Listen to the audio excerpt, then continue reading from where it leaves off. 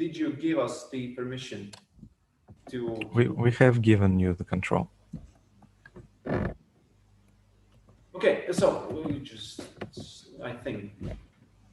Yeah, everything works. Yeah, thank you.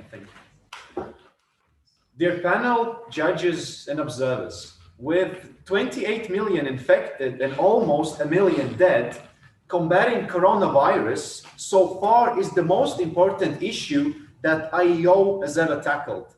It doesn't even come close to Hyperloop and youth banking issues. We have determined a pricing strategy for our client, and we think it is worth a shot. Next slide. To determine the best pricing strategy, we have assessed these 4 key issues. First, we conducted basic market research on the vaccine market from the end of this year up until 2025. Second, we examined our key competitors to ensure a long-lasting advantage in the vaccine market. Third, we assessed the costs of vaccine production to calculate a competitive price that we can offer to the markets. And lastly, combining all these factors together and taking into account geographical prioritization, we developed a flexible pricing strategy. Next. Given that the mandate will be 2 doses per person, and each person will have to get vaccinated annually, the global demand will trend toward 15.8 billion doses a year. But in the beginning, we have to account for some initial inefficiencies that result in wastage. There are already contracts that have been pre-ordered by governments of about 2 billion doses in total. However, in the chart, we can see that this doesn't even come close to meeting the demand. Due to the scarcity of supply, the WHO has developed a model for the rollout of the vaccine, under which, in the beginning of 2021, priority will be given only to healthcare workers and those in higher risk groups, such as people over the age of 65. For example, in the UK, this would come out to about a market size of about 13.5 million people, or roughly 20% of the population. Next. Here you can see our 5 biggest competitors, ranked based on their presented risk to our client. They have all secured contracts with governments, which means that they already have sizable market shares. Competitiveness depends on the price each company can offer, as well as their potential production capacities. We have determined these numbers based on the information available publicly and inferring from the orders the governments have placed. So later, when we talk about geographical prioritization, keep in mind that we have to target countries that haven't yet signed a significant contracts with these competitors. Next slide. The price structure is made up from 2 parts, the cost and the profit margin. The cost is further split into fixed and variable costs, with fixed costs being the bigger one. Fixed costs consists mainly of research and development, of construction of new facilities, and the costs of acquiring finances. And varied costs consists mostly of labor, raw materials, and the costs for upkeep. Now, here we can see our formula that we use to determine the price of the vaccine. It's quite flexible. The coefficient K is actually our profit margin, and it's dependent on country and time. The wealthier the country and the earlier it is in the crisis, the higher the coefficient, and thus the higher the price.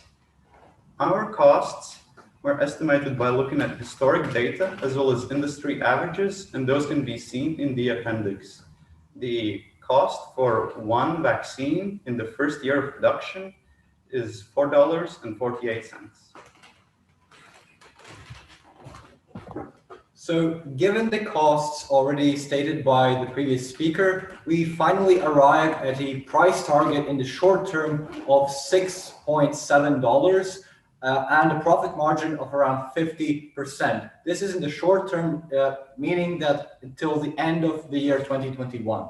This is based on three main reasons. First, we looked at the industry-wide average profit margins, and we believe that 50% is a reasonable estimate. The second factor was the potential price of other competitors, since by these numbers, we are the second most competitive firm behind AstraZeneca, the Oxford vaccine, meaning that we can secure a larger profit margin without ever compromising our clients' potential market share, means that we can offer this product due to an insatiable demand in the short term. Reason number three is that we see that initially a small number of competitors will be able to supply the vaccine at higher quantities. For example, only 5 of these firms out there have signaled that they are able to supply more than 100 million in the short term, meaning in the first 6 months after beginning production. Seeing that all the rest of our competitors have set goals of around 1.2 billion vaccines by the end of 2021, we believe that it is reasonable to assume that we can also meet this capacity, and we believe that we will reuse this short-term profit in order to raise this capacity even further. So which parts of the world are we prioritizing? When looking at the markets in the graph, you see that the United States and North American markets are primarily covered. Europe has also met half of the capacity. However, we still have significant opportunity to tap into this market by providing around 800 million vaccines by the end of 2021. So the rest of our quantity which is produced is around 400 million, and this we believe should be targeted towards Asia, given the shortage and given the approximate amount that companies can produce there in the short term is only around 1 billion or so in a continent of over 4 billion people. We believe that we can tap into this market as well. So why are these countries highlighted in the map going to buy from us in the first place? That is because Europe and Asia have the highest purchasing powers, demand, and we have the second most competitive product out there. Next slide, please. In the midterm, we expect the playing field to change. To begin with, there will be new entrants in the market, which will increase the overall competition, decrease our market share, and erode our profit margins from the current 50% to around 25%. Also, moving from short-term to midterm, we expect to move our primary focus to Asia. We also expect our production capacity to increase to 1.25 billion units as a result of planned development investments. And we will also shift our operations to other regions of the world where the demand is yet to be fulfilled, like Oceania, South America, and Africa. Next. Similarly, in the long run, the number of competitors continues to increase, leading to a further increase in the supply, and thus the price will need to be lowered even further to $4.64 per dose, while the company expands fully globally, tapping all available markets and increasing total quantity to about 1.3 billion doses. Even in the long run, we still expect to retain our position in the top 3 companies by market share, even though the absolute value of market shares will decrease. Next. To summarize, we target regions that will have the highest possible profit margin and where there is no initial competition. We steadily increase outputs of vaccine for years to come as we understand the high competitiveness of COVID-19 vaccine market. With our pricing strategy, the company will be profitable. Nevertheless, the profit margin will decrease in time. Our profitability in 5 years will fall from 50% to 10%. We determined 3 pricing strategies for the short term, mid-term, and long term, respectively. In the short term, there will be fairly low competition, which means we can sell the majority of vaccines at the price of $6.70 per dose to European and Asian countries, thus ensuring a high profit margin. In the midterm, there will be more an increase of competition, making our region-specific market share either decrease or stay constant. And this will most likely bring our profit margins down to 25% as there are more substitutes available in the market. And that's why we will enter new markets, namely Oceania, South America, and the whole of Asia. In the long term, there will be even more firms competing, decreasing our profit margin further to 10%. The vaccine will be increasingly accessible, so we will have to restructure our strategy accordingly, concentrating on low and middle income countries. And with this, we would like to conclude our presentation. Thank you for your attention, and please feel free to ask questions if you have them. Thank you, Team Latvia. Thank you for your great presentation. So, judges, who wants to start asking the question?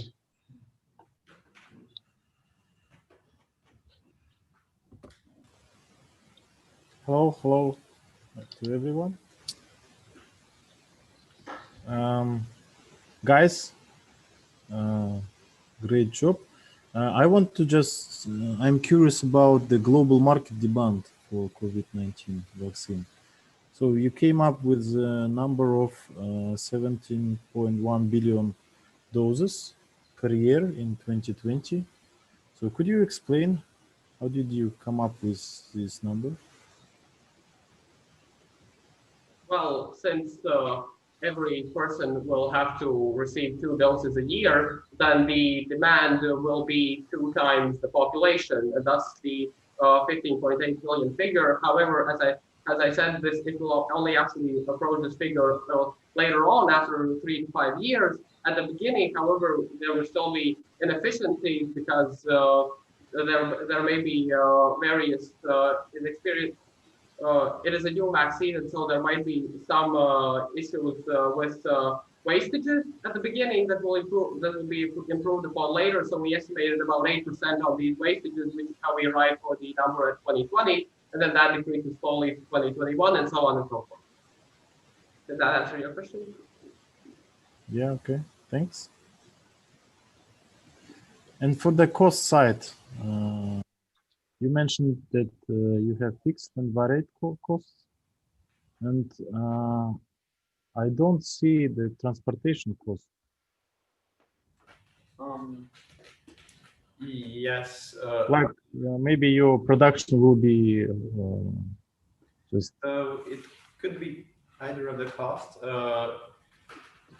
We also assume the opportunity, the possibility that we sell to someone else who is taking care of the transportation costs. So that's not a part of the business what we are doing, but it can certainly be one of the variable costs, but it would not take up a significant portion of the whole costs. Okay. And what is the profitability like of this investment project?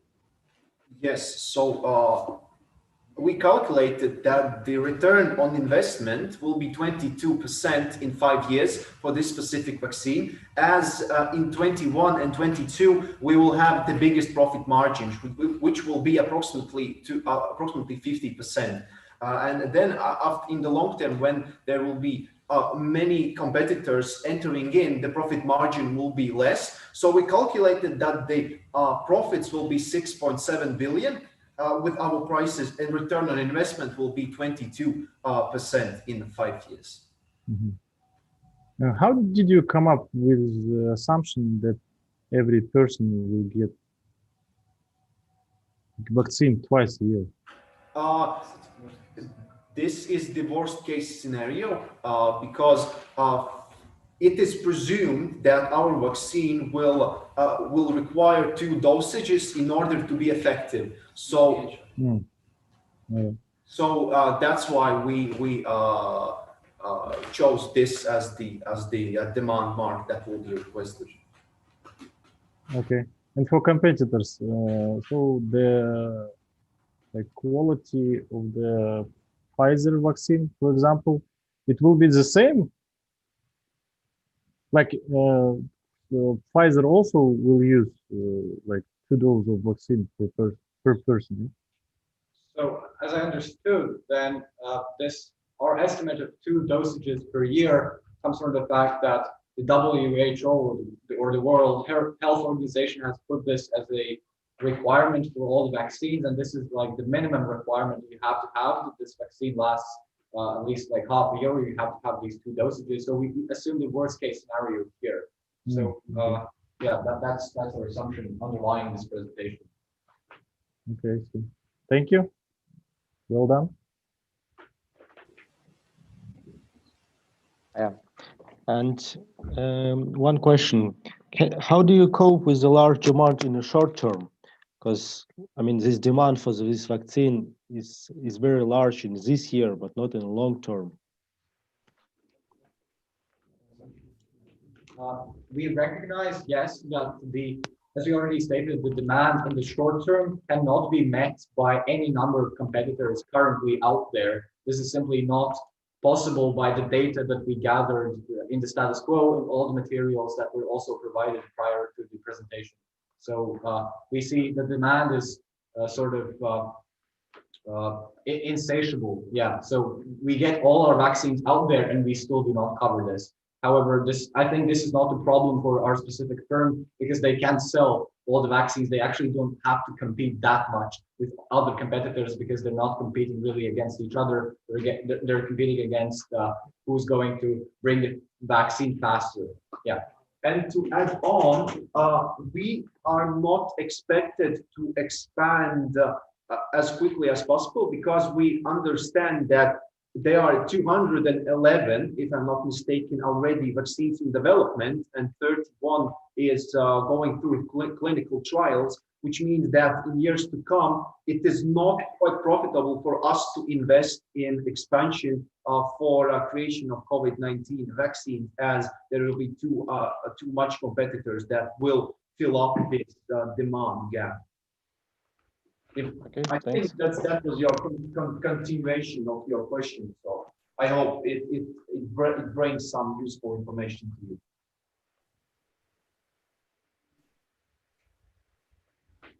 Hey guys, thanks again for the presentation. Great job. My question is goes back to the demand. I'm just curious, why didn't you predict that demand would drop? So basically that the disease would die out like Ebola. What was your reasoning behind that? Well, we are not necessarily predicting that it will die out. That is why that the people will still have to be vaccinated yearly, because the expected the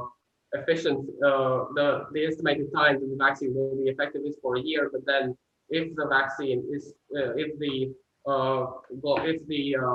if coronavirus is still around, then people will have to get vaccinated again until, of course, if it is possible to eradicate the virus entirely, then of course until then. But it is realistically impossible to make predictions about so far into the future.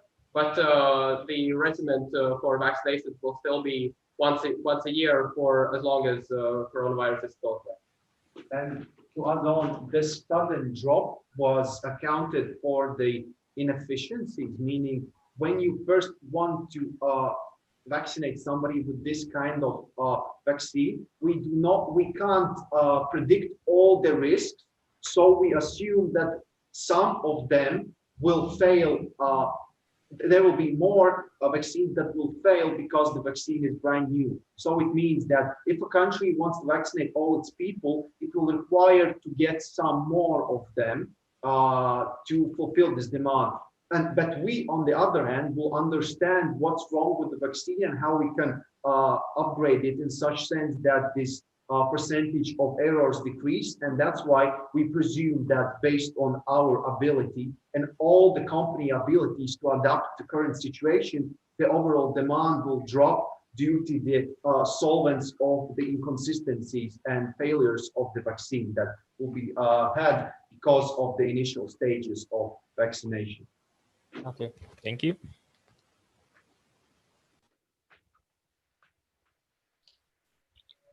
Thank you, judges. We have one more we can take one more question.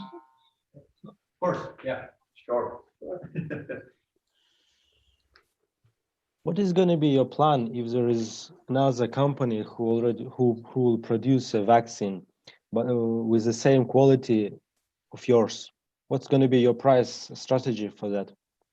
And the price for their vaccine is going to be a little bit lower than yours. The answer to that question is that our initial predicted or expected margin, the profit margin we established is 50%. So we actually have some room to breathe. If another vaccine comes across which is cheaper, we can actually cut this margin and in order to make our price more competitive. And maybe to add on that, simply based on the quantities that we are facing there, this task assumes that our company that we don't know exactly which it is at least, as we estimated, one of the 3 or 5 earliest firms who get in there the earliest. So it means that, I mean, 5 firms cannot cover all the demand that we estimated in the beginning of our presentation. So we didn't really believe that it would be a problem that a single competitor could undercut all the others. Yeah. Okay, thanks. So thank you, Team Latvia. You had a great presentation and good answers to the questions of the panel. Thank you. So we will wait for another team, the next team. Thank you. Thank you. Thank you. Bye. Bye. Bye. Last time.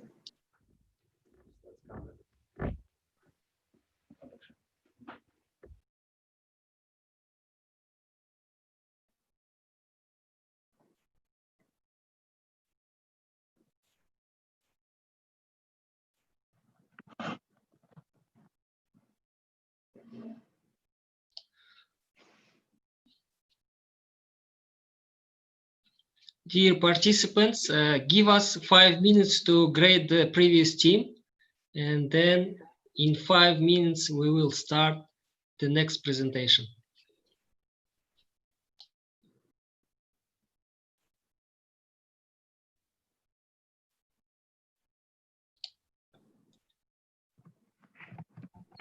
While we are grading, please check the presentations and give the rights to the presenters to change the slides.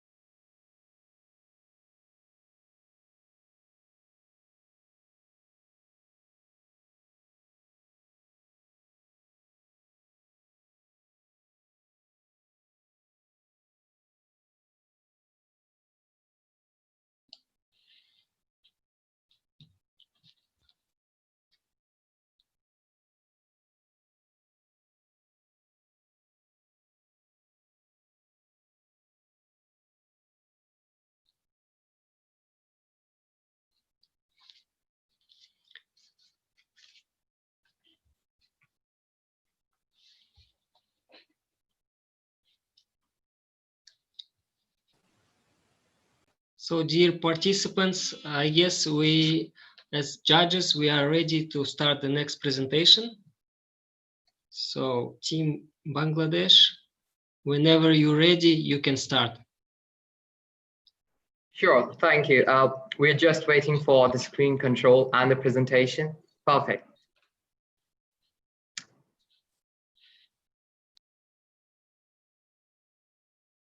Okay. So I guess we shall begin now. Greetings to everyone. We are Team Bangladesh. And today we have been provided with a case of a big pharma corporation who are our client, and they are quite close to a vaccine production, and they are quite certain that they're successful. We have been provided with this challenge to make sure that we provide them with a price for the COVID-19 vaccine. And now I'm going to help you through the macro overview of what were our considerations towards this particular study.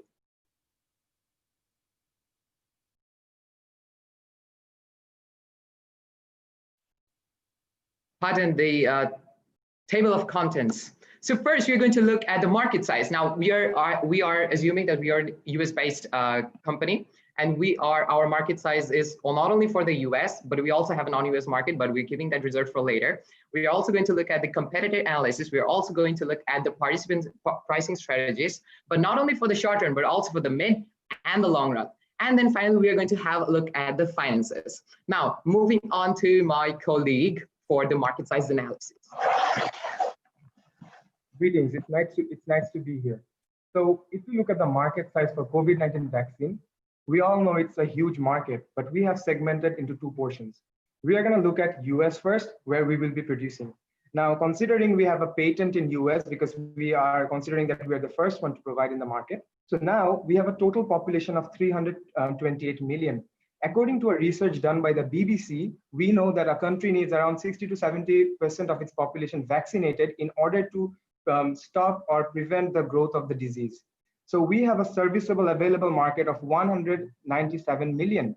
But we have compared our production capacity with a similar scaled pharmacy, which is AstraZeneca, who is willing to produce 300 million doses. Now, 300 million doses will basically serve 150 million people. So considering the similar kind of production capacity, we are considering that we will be supplying 150 million to the US market.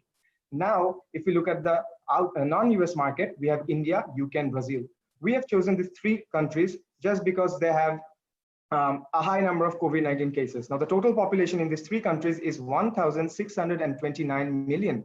Now, the serviceable market is 1,140 million, but our overall production capacity is to serve 300 million. So the first 150 million is for the US market, and the second is for the non-US market. So again, we are producing for 150 million people.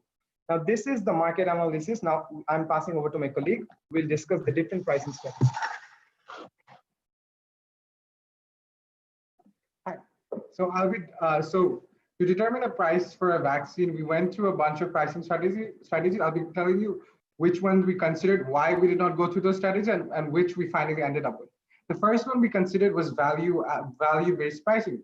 But because this vaccine has such a high value, we decided not to give it such a high price because of purely ethics and social responsibility. The second strategy we considered was price skimming, where we entered the market with a high price.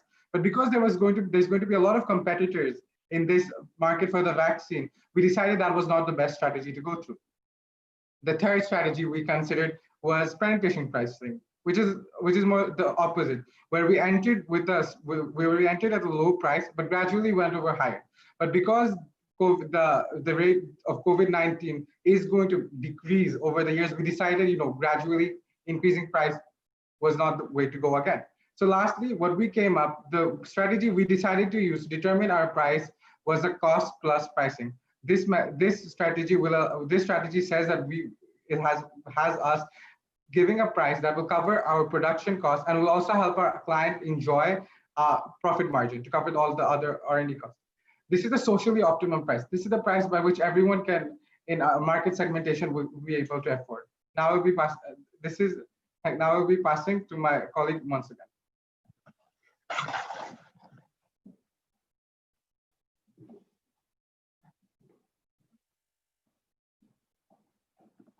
sorry, the screen isn't changing. Yes. So as my colleague discussed, alternative 4 is the optimum pricing strategy. Now, we have considered our benchmark to be AstraZeneca, who is also producing 300 million to the US, but its total production capacity is to produce 600 million doses. That's our consideration. Now, considering the same production level, we have decided to calculate our cost per unit with our research cost being 1.4 billion, and our unit manufacturing cost is $2.5. So the total cost is distributed among our total output, and we get the per dose value to be cost to be $4.8.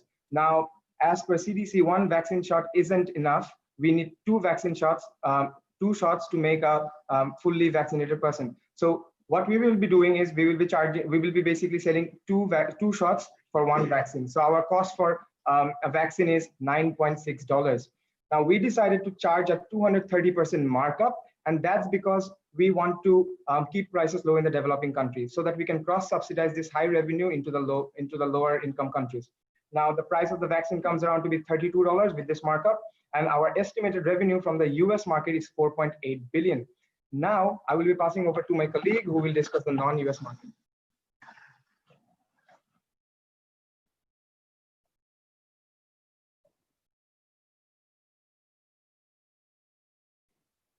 Sorry, apologizing. I seem to be having some technical issues.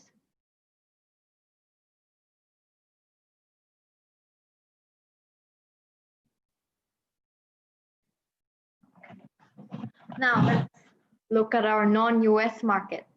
We have India, we have Brazil, and we have the United Kingdom. So looking at, since we've already talked about market size and expected revenue, let's move on to pricing. Our prices are kept low in developing and emerging economies by cross-subsidizing with developed economies. Now, we are basing the pricing on gross national income. Gross national income is the lowest out of the 3 countries in India.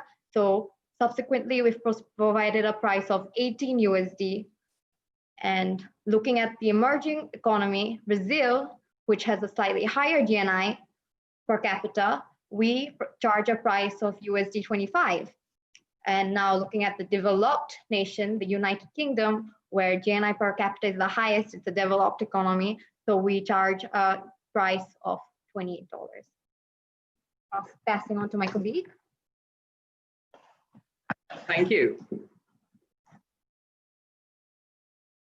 Now we're looking at competitions. Now competitions are everywhere. And many other companies such as Sanofi, Moderna, Johnson & Johnson, Pfizer, and BioNTech have already agreed and created agreements and declared their prices, as you can see on the table. But we are selling patented vaccines. So in the short run, there's no competitions. But in the mid run, once a patent runs out, we are going to have a competition. So in this oligopolistic market, instead of price competing and harming the client, we suggest that our client cooperates with other companies and agree on a fixed price. That ensures a price reject structure. Competitors in the long run might end up thinking about breaking the collusion. So what they might do is that they engage in non-price competitions. And we suggest that our client goes for partnerships with governmental institutions, other social fair organizations, and multilateral developmental organizations. Now, we are going to look at the new pricing strategy. Now, this is fairly simple. There's a lot of the calculations, but what we are mostly interested in that is that in the long run, we're going to see a fall in the market share. We have put all our data in this slide. Now we are finally going to look at the finances. As my colleagues have already suggested that our client should go for a cost plus strategy, we have looked at and analyzed that 3 different scenarios, which is the optimistic case, the base case, and the pessimistic case. The optimistic case being the one where we get subsidized or funded by some external organizations, which is going to highly reduce our cost and resulting in a faster payback period of 2.3 years, and the pessimistic one in which competitors, due to competition, our revenue falls and the payback period being increased to 6.1 years. In the base case, which is the one we are suggesting would happen, we would get a payback in 3.5 years which returns of up to 14.35% at a gross margin of 70%, excluding the R&D costs. As you can see, the projected cost of the year and the revenue for the year, we would get a profits of 5 billion USD per year. Now moving to my colleague for the executive summary. Time for the executive summary now. Keeping the time shortages in mind, what I like to end up with is that I like to thank all of you on behalf of the whole team and myself, Dorpan Barua, and I'd like to name my unnamed colleagues, which is Nazif Ishrak, Prami Zaman, and Faras Chaudhry and Esper Jawa. Thank you. Thank you, Team Bangladesh. So let's move on Q&A session. So judges, floor is yours. Also, I'd like to request that please excuse our technological incompetencies. We are adapting to the situation just like the Olympiad is. That's Thank you, okay, guys. thank you. Yep, thank you, guys. And my first question is, why do you divide your production for the countries by 50 and 50? You're saying that in USA you're going to sell like 150 million doses, and the rest of the countries in India, UK, Brazil, the same 150. How did you decide to split by 50-50? Thank you for the very good question. So the basic thing that we considered was that we have a patent in the US. So we wanted to have a large proportion of our supply in the US, but we know that we cannot have patent in other countries because there's a lot of competition, and also the countries are trying to develop their own vaccines. Now, what we proposed was that, and our production capacity is limited. We have only 150 million extra after supplying to US.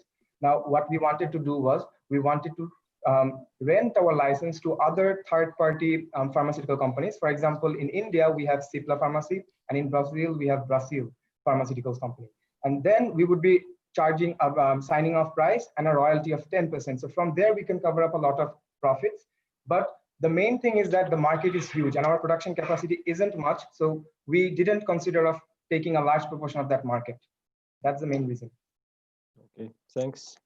And you're saying that in a slide where you're saying like cost per unit, you said that the initial cost of producing this vaccine is 1.4 billion. Where did you get this number?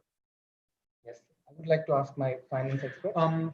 We have looked at, usually we know that the vaccine development costs are huge, but since the COVID-19 vaccine is being done at an accelerated pace, due to the small amount of time, the costs have been reduced. We have looked at the R&D costs of other competitors in the market, such as Pfizer, who are having an R&D cost of 1 billion USD, and they have also signed a contract with the US government. So assuming that and taking our costs into account, we have proposed that our cost of R&D would be 1.4 billion. Okay, thank you. And my last question, please. And you're saying that you're going to differentiate the price among the countries. What do you recommend us to prevent this when the companies in these low pricing countries going to resell your vaccine in the countries in the developed countries? For example, companies going to buy our vaccine in India for $18 and resell it in USA for 50, yeah, you said. So basically, you are asking about the problem of arbitrage. Now, the thing is that we wanted to consider, we wanted to basically supply to the government. So if we, as our company is confident that it would get its vaccine approved, we would have a contract with the government, and the government would be basically supplying this to the most of the people, right? So that's why even if people bought it for a lower price and tried to resell in US, it wouldn't be so much applicable because most of our supply, we are actually covering 78% of the population, right, of our serviceable market. So as the government is gonna, as we're gonna create an agreement with the government, we are quite ensure that we can sell it to the market. Okay, thank you. Yes. Hi guys, I have a question. Why did you decide to use gross national income per capita as a proxy for determining the price differentiation and not some other economic or any other indicator? Anyone would like to answer that? Yes, you can do. All right. So basically what we wanted to do was we wanted to see the average income of the country. We know that even GDP, GNI both cannot basically account for the inequalities in the population, segment, like inequalities among the population, but we thought gross national income would be a better approach. And other than that, what our target was that we would be trying to contract with third-party organizations and also the government, because ultimately they would be deciding the ultimate price to charge in the market. For example, our price, the US Indian government will be $18, and the other companies we would be lending our basically giving our license to sell. So the ultimate price to the population would be decided by the government. So even if they see that there's a very small proportion of the market who has a very lower income level, they would be selling at a lower price, and it's up to them. But our target was to see an average, like how much well-developed the country is, how much people can afford. So that's why I use GNI per capita. Thank you. Hi guys, in your new pricing strategy, you are projecting 70% decrease in COVID cases in 3 years. So how did you come up with that number? Yes, I'd like to take that. Thank you. Thank you for this great question. We had quite fun finding that number out. So we like to add the swine flu projections. Now, when the swine flu started, in the long run, like 3 years, more than 3 years later, we calculated a lot and found out that on average, the rate of fall in the cases for swine flu was 60%.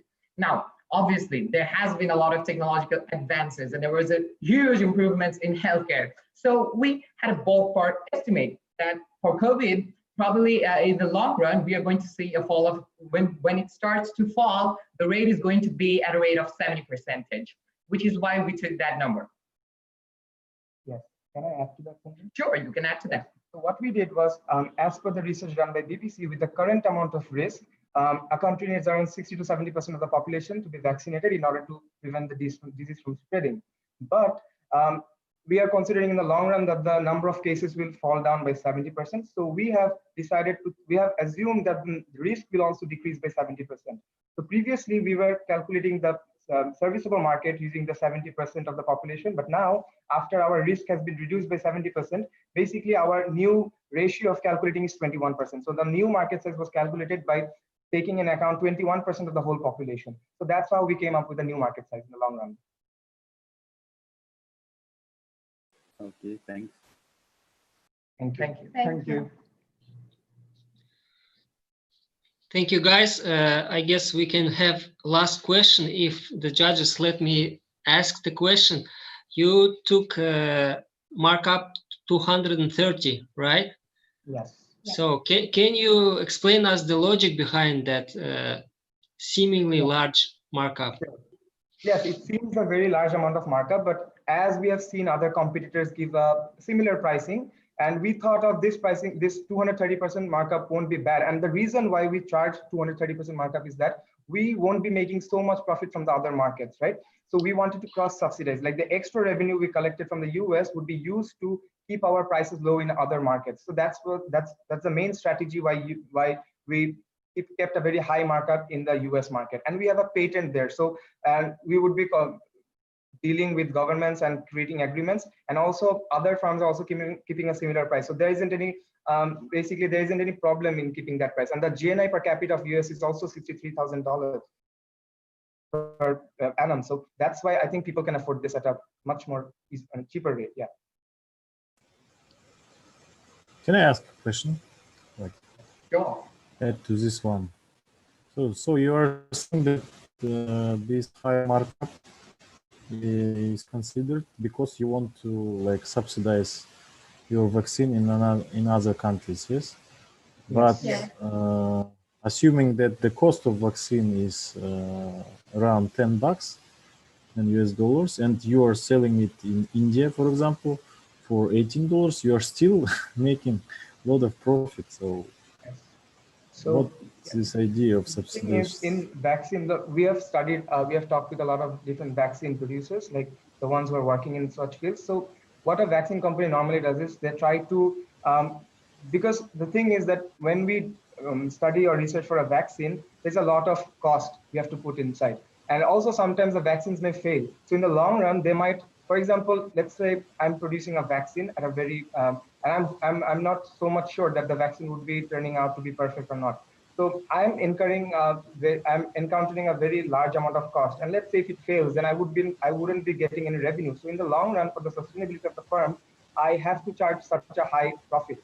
Otherwise, I cannot ensure that I can produce or research on the similar kind of vaccines in the future. So that's the normal tendency for all other pharmaceutical firms to charge such higher markup. So if you consider different firms, there are also in previous diseases, the firms used to make, I think, about 100 to 1,000 times the profit. Like the profit is around 100 to 1,000 times of the cost. But in this case, due to COVID-19 being a humanitarian crisis, we have kept our markup a bit less compared to the other vaccines. Yes, that's it.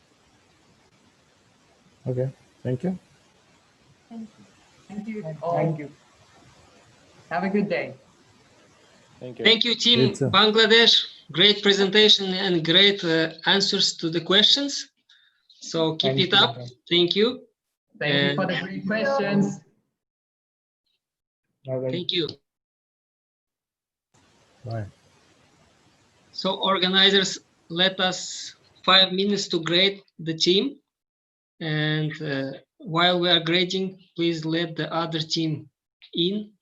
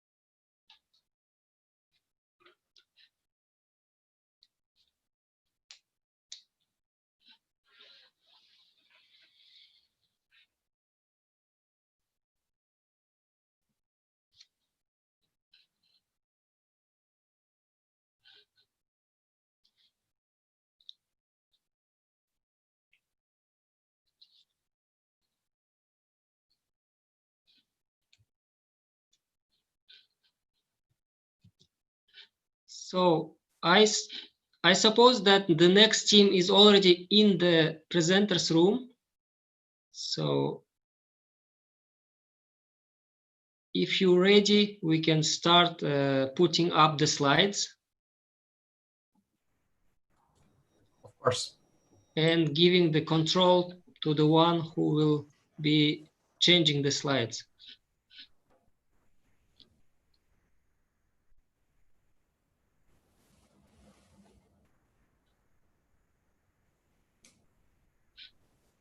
I have just requested control.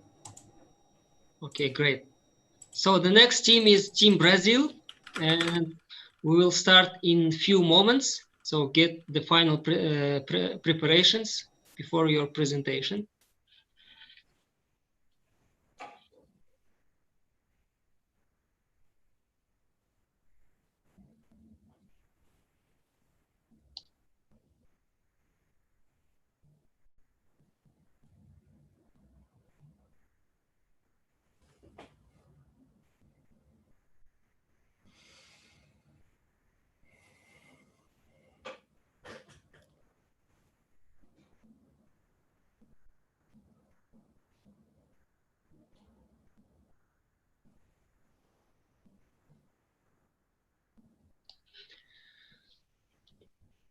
So, dear participants, dear teams, dear judges, dear organizers, we have Brazil.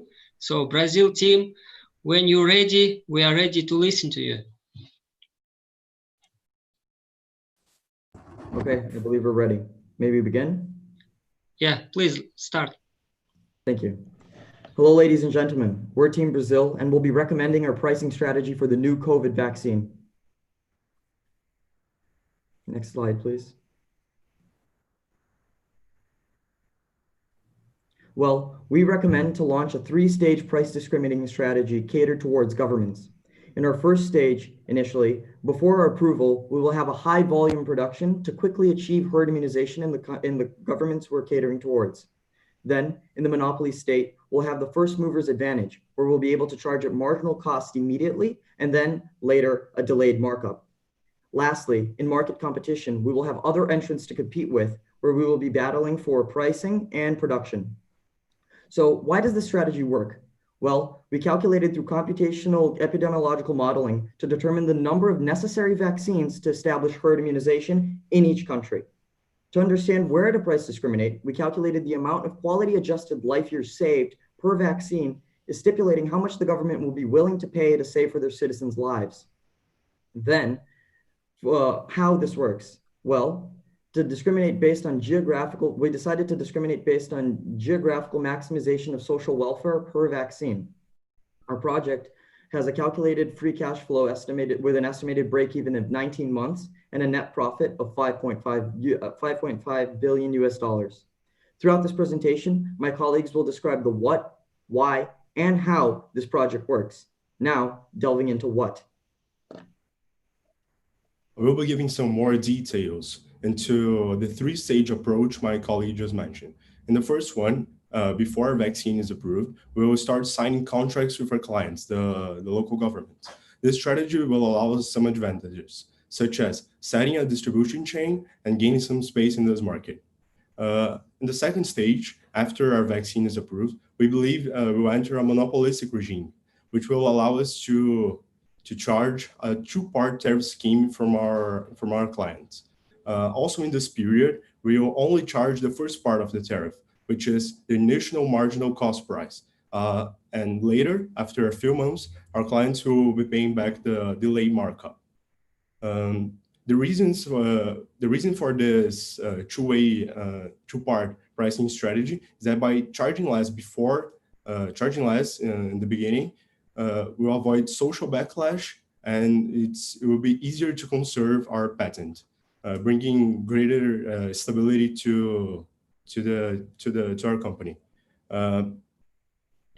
After around a year or so, we believe that our competitors will also develop their own vaccines, which won't allow us to charge such a markup. In this situation, we will probably have to charge the marginal costs. Moving forward, my colleague will give some more information about the model. Now that we know what is our pricing scheme, we need to go on why it works. And for that, we need to begin by talking about the epidemiological model. With this, we're able to predict the number of vaccines required to achieve herd immunity in different countries. First of all, we divide a country's population into 4 categories: those susceptible to the disease, those that have been exposed to the disease, either by infection or vaccination, and are therefore immune, at least for a period, those that are infected, and those who have unfortunately passed away due to coronavirus. The size of each group in a country's population varies and evolves over time according to the following system of differential equations, where we have these equations model the following 3 processes. Firstly, the infections of the appearance of new cases, then the recovery of ill patients, and finally, the fatalities that occur due to the pandemic. This model at equilibrium allows us to calculate the point of herd immunity. That is, at the point where the number of people that are immune is large enough so that the number of infected stops growing on average. And with this, we are able to calculate the needed percentage of the population that must be immune in order for herd immunity to be achieved. And given the effectiveness of the vaccine, which is a parameter of our model, we're able to calculate the fraction of the population that needs to be vaccinated. However, what is the point of this epidemiological model? We can use it to target our vaccination and see where vaccination increases social fare the most. Now, we know that our model shows equilibrium for herd immunity with and without vaccines, which means we'll be able to compare both scenarios, as we will see in the right-hand side of the slide. Our epidemiological model gives us both the number of vaccines demanded, but also by comparison with a case without vaccines, the number of deaths averted due to the vaccines. Together with econometric data, we are able to calculate the number of quality-adjusted life years saved. Governments are willing to pay a certain amount for each quality-adjusted life year saved, and this is a well-known thing. So with this, we are able to calculate the total social welfare by simply multiplying the number of quality-adjusted life years saved by how much the government is willing to pay to save each quality-adjusted life year. This, together with the number of vaccines demanded, allows us to calculate the net social benefit per vaccine. We will use this net social benefit in order to calculate our markup, as the amount that we will charge will be proportional to the benefit the vaccine causes, as will be shown later. Now that we know why this model makes sense, let's go to how it works. And for that, I will ask my colleague to go around and show the financial model. So, utilizing benchmarks, we were able to estimate that our client will need an initial R&D cost in order to get the vaccine done, towering $1 billion.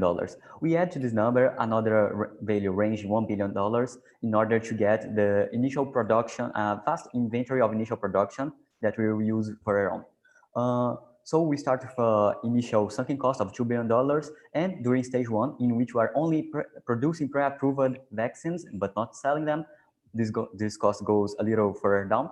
But as soon as we enter in the stage 2, we start selling these vaccines, and this make up for the production costs. Remember that at this point, we're going to be selling the vaccines with a 2-tariff contract in which initial value paid is only the marginal cost, but we're going to receive the equivalent markup 1 year later. We decided to sell our inventory to the US government because we could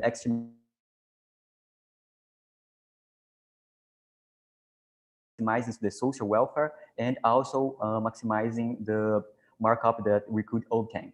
Right after the sales, we're going to start our third stage, in which we'll be not in a monopolistic, but actually in an oligopolistic market, because there are going to be a few other competitors in this game.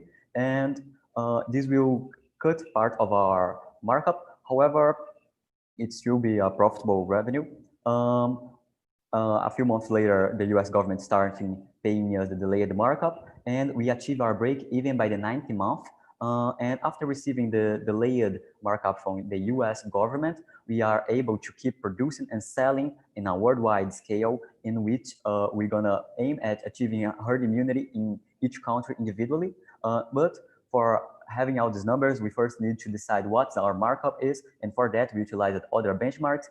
We used our computational model to discover how much would be the quality for the influenza and compared it with the true economic value of this market, the true economic activity of this market, used this estimative to know approximately how much would be our market activity. And to that, we added a benchmark from Pfizer markup. So we decided that our markup over quality per vaccine would be around 3.7% in order to charge a fair amount that wouldn't be too much that wouldn't put too much weight on the countries, but also would be able to make up for our costs. Of course, this could vary, and we address that in our sensitivity matrix. And now we're going to dive into the price schemes and the different markups across countries.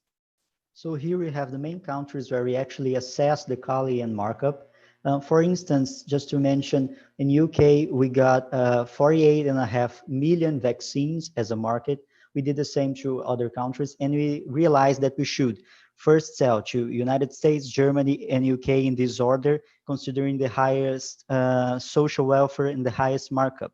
So we're gonna sell to them according to our production capacity and discriminate through time, as you already know. But what are the risks? What are the next steps? So on the next slide, we get to know that our main risks are price ceilings or patents that we believe they will not be imposed in such developed countries. But our vaccine approval could be delayed. That's unlikely according to what our research team tells us. But and other vaccines could be approved first. That's more likely. but this will just reduce our markup. The same true default payments or anti-vax movements that we need to actually be huge to cause that. So we made this sensitivity matrix. Here we know that we will need extreme market variations or monthly production capacity variations to actually vary our break-even. And the worst case scenario is 3 years. So what comes next? We need to focus on establishing contracts, producing and approving vaccines, and later on focus on a smaller market that's private clients. That's basically it. Thank you guys for your attention.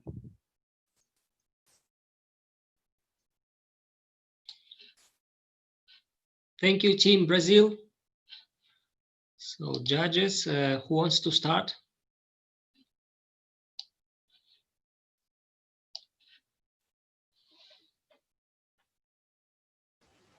Hi guys, thanks for the presentation. I have a rather technical question. How do you calibrate or calculate the parameters beta and rho in the system of the ordinary differential equations?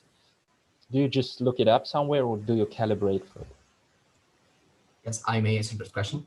Although I would like that we did so by using values from peer-reviewed papers, so we did not calculate them based on epidemiological data. I would just like to ask that we can have the slides so that we can have the appendices on. Although for this question, I believe that is all my answer. I hope I have answered it appropriately.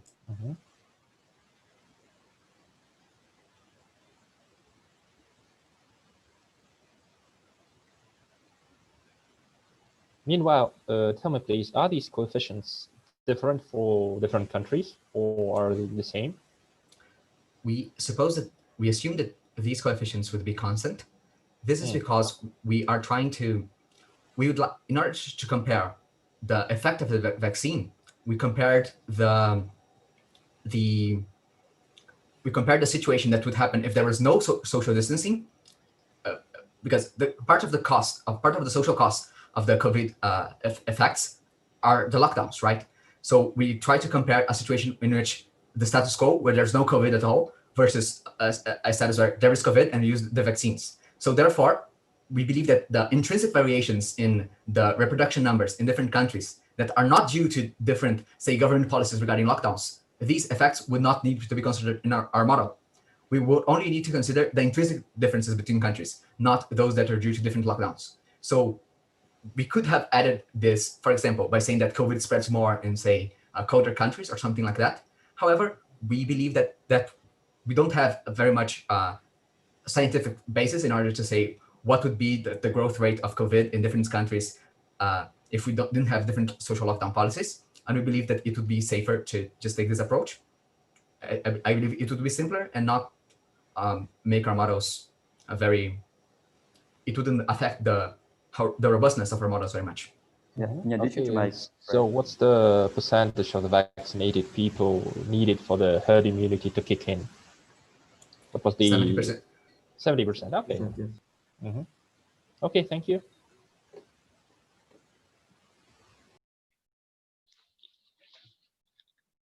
So guys, can I ask a question? Can you tell us why you divided the pricing into two? Like first period, it's a lower price. Then in the second period, it is a higher price than it used to be before. Okay, so actually we divided it into 3 stages, right? In the first stage, we are not selling actually. In the second stage, we have a monopoly and we are selling. We decided to charge a lower immediate price, just covering the production costs, because we thought that most countries would be passing through a recession, and that would be it would be heavy on them to pay more expensive costs for vaccines at this moment. It would be easier for them to pay these costs afterwards.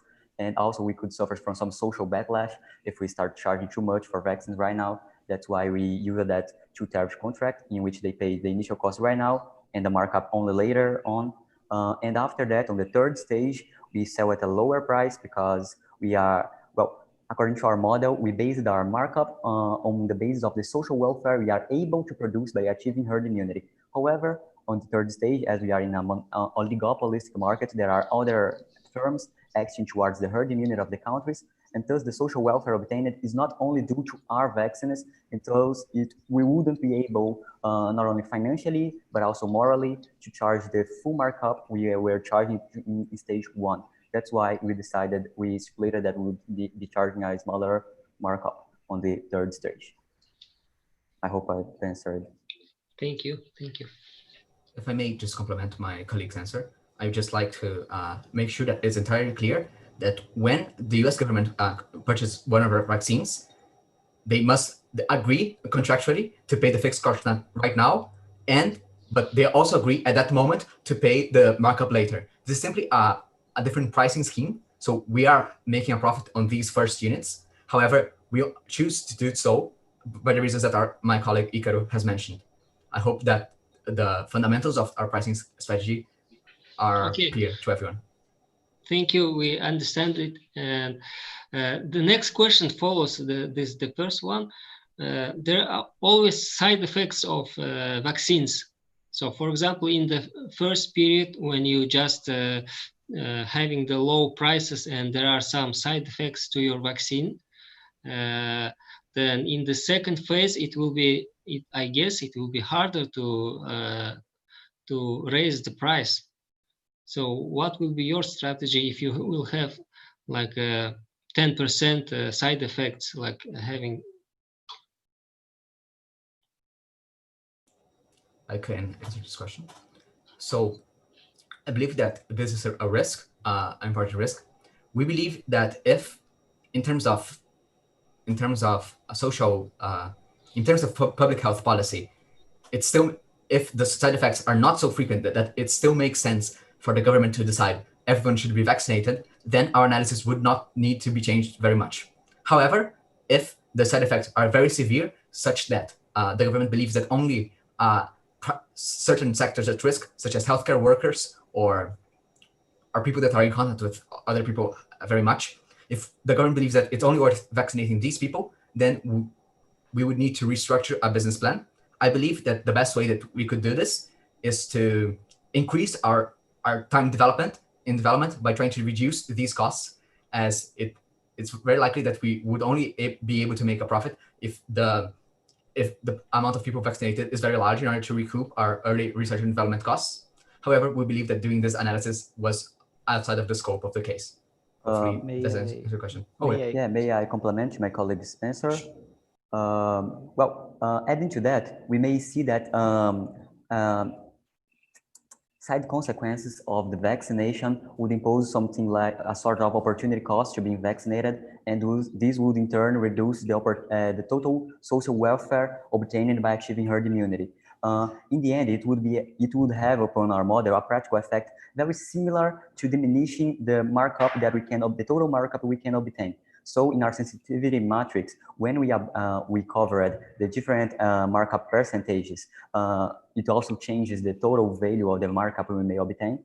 And thus we may see that even if you charged 1/7 of the total markup we are charging now, we will still obtain break even in about 3 years. So it is considerably fair, at least in our analysis. So we believe that only in the case that the side consequences, only if they were high enough to make the social benefit of vaccinating people against COVID null, only then I think that it would be a really, really, really harm to our model.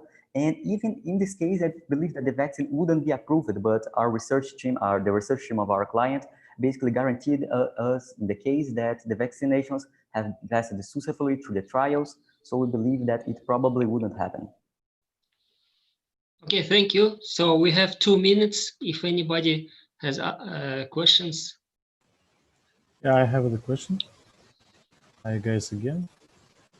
And so from the appendix, I see that your capacity of production is about 23 million vaccines per month.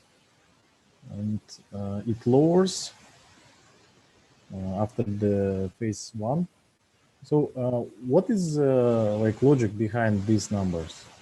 Okay, great question. Actually, I thank you for that. We estimated our total capacity production according to benchmark of similar companies because we weren't given this number, so we had to estimate it. And after reaching our stage 3, we choose not to implement our full production capability on COVID because there are other demands that also must be achieved by the company. It can't just ignore all of other clients and other diseases. So we think that it couldn't just let all of its production directly aimed at COVID-19 vaccines for an indeterminate amount of time. That's why we choose to reduce the production.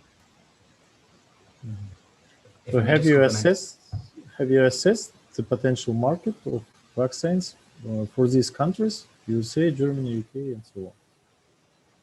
Like what will be the potential market and what your market share will be? I may assume if we could have our appendix back, we have done we have run our epidemiological model for a list of countries, including all of those that were in the table presented in the presentation, and we have the results of these countries in our appendix. I'm not sure if we can put these slides up right now, but we have made that analysis. I would just like to complement also my colleague's answer regarding the production, just to have a bit of a numerical idea of how much our production was calculated using the benchmark. We use GlaxoSmithKline's vaccine production capability of about 2 million vaccines per day. We said that we would only be able to have 40% of this capability, and that in the short term, we allocate all of this capacity of this production capacity to COVID-19, as it's a very pressing issue. And that's why we believe that it makes sense to reduce this to half its value. So only half of our production capability is used for COVID after a period of 1 year. Okay. Thank you. Thank you, Team Brazil. Great presentation and great answers. So thank you. Good luck. And we will wait for the next team to come in and put their slides on. While they do it, we will go and put our grades for Team Brazil.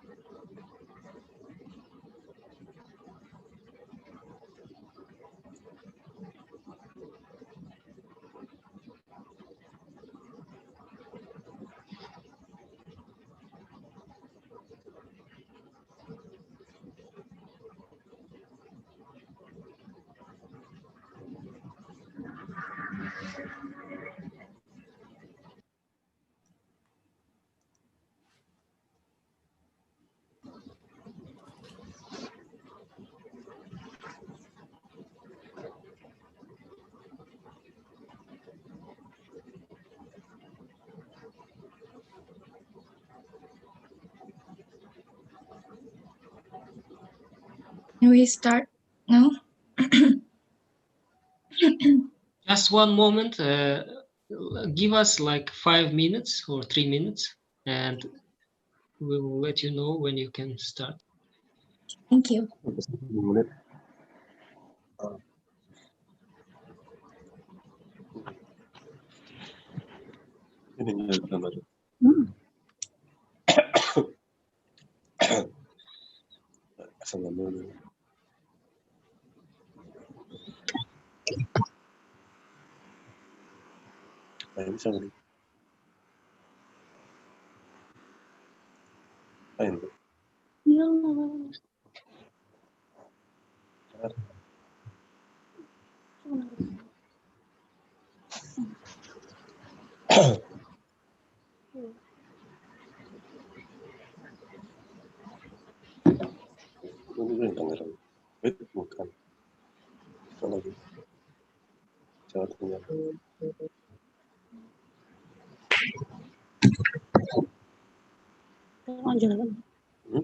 Setengah jalan.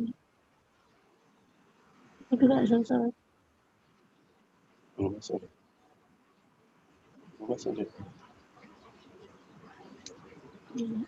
Matiin ya. Pakai akun Lutfi matiin. Ayah pakai akun Lutfi matiin. Cepet.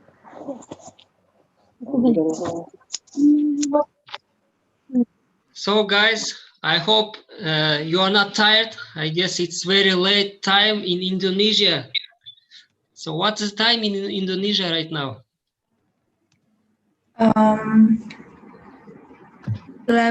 and a half p.m. Okay. Yeah. So it's midnight. Almost midnight. So guys, thank you for joining in.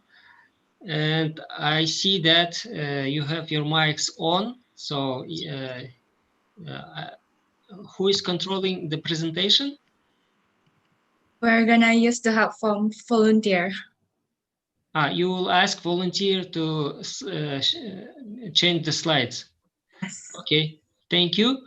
So when you're ready, we are ready to listen to your presentation. Please start. Good afternoon to the honorable judges. Today we are from Team Indonesia Climbers and we are going to present to you Big Pharma's pricing strategy, a price discrimination possibility. Next, please. Next. Okay, so here is our team introduction. My name is Anna and they are my friends Jackie, Lutfi, Giska, and Jessica. Next. So in this presentation, we're going to talk about 6 content. The first is theoretical framework, issue 3, data assumption, pricing strategy, timeline, and the last is conclusion. Next, please. In this section, I will deliver you about the theoretical framework that forms the basis of our analysis. First is fairness. People's economic behavior is influenced by their point of view regarding fairness, and usually they care about that. Second is price elasticity, a measure of how much the quantity demanded of a good responds to a change in the price of that good. The third is economies of scale, the property whereby long-run average total cost falls as the quantity of output increase. The fourth is price discrimination. Sellers charge customer different price for the same product or service. In our analysis, we use 2 forms of price discrimination, second degree and third degree. And the last is positive externalities, which means vaccination provides indirect benefits to the unvaccinated. Next, please. To objective our analysis, we use issue 3 with MECE principle. Since Big Pharma is a firm, our main purpose of pricing strategy is to maximize profit by considering 3 aspects: economic, political, and social aspect. First, economy can be divided into 2 factors, internal and external. In internal factor, we are only considering research costs and manufacturing costs. In the external factor, we are only considering competitors in the short run. New entrants will be only happen in the long run since there is pattern in the short run. And then there is no near good or services substitution for COVID-19 vaccine. Second, political aspect. We must considering early agreement with government such as US Operation Widespread. Third, social aspect. Based on fairness and ethics, there is 2 major issues.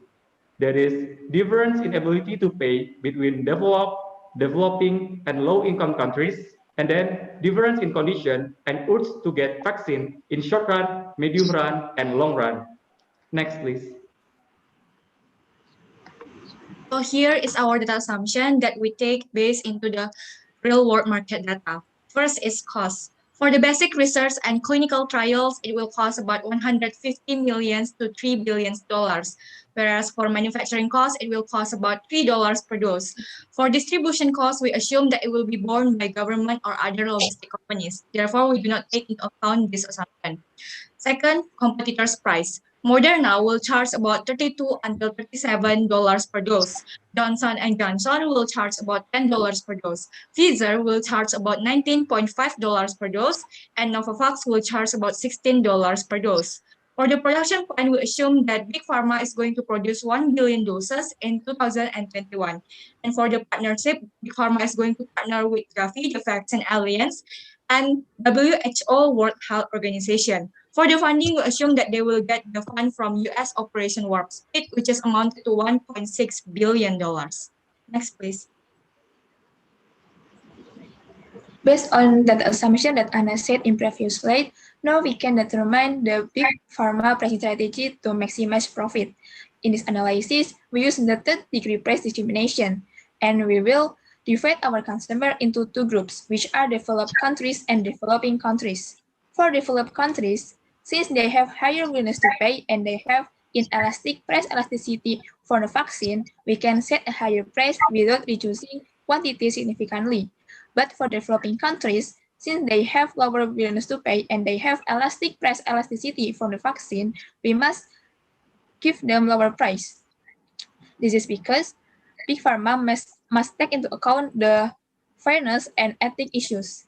The example for developed country is United Kingdom, with the market size in April 2021 is 61.19 million people, and the example of developing country is Thailand, with market size in 2021 is 54.48 million people. Next, please. Now we propose plans to get ahead of the competitors, which are the second-degree price discrimination and the geographical prioritization. We know that the second-degree price discrimination is discrimination based on the quantity, and Big Pharma is open for negotiation regarding the average price produced by taking into account the total quantity of vaccines ordered per country. And the second way, geographical prioritization.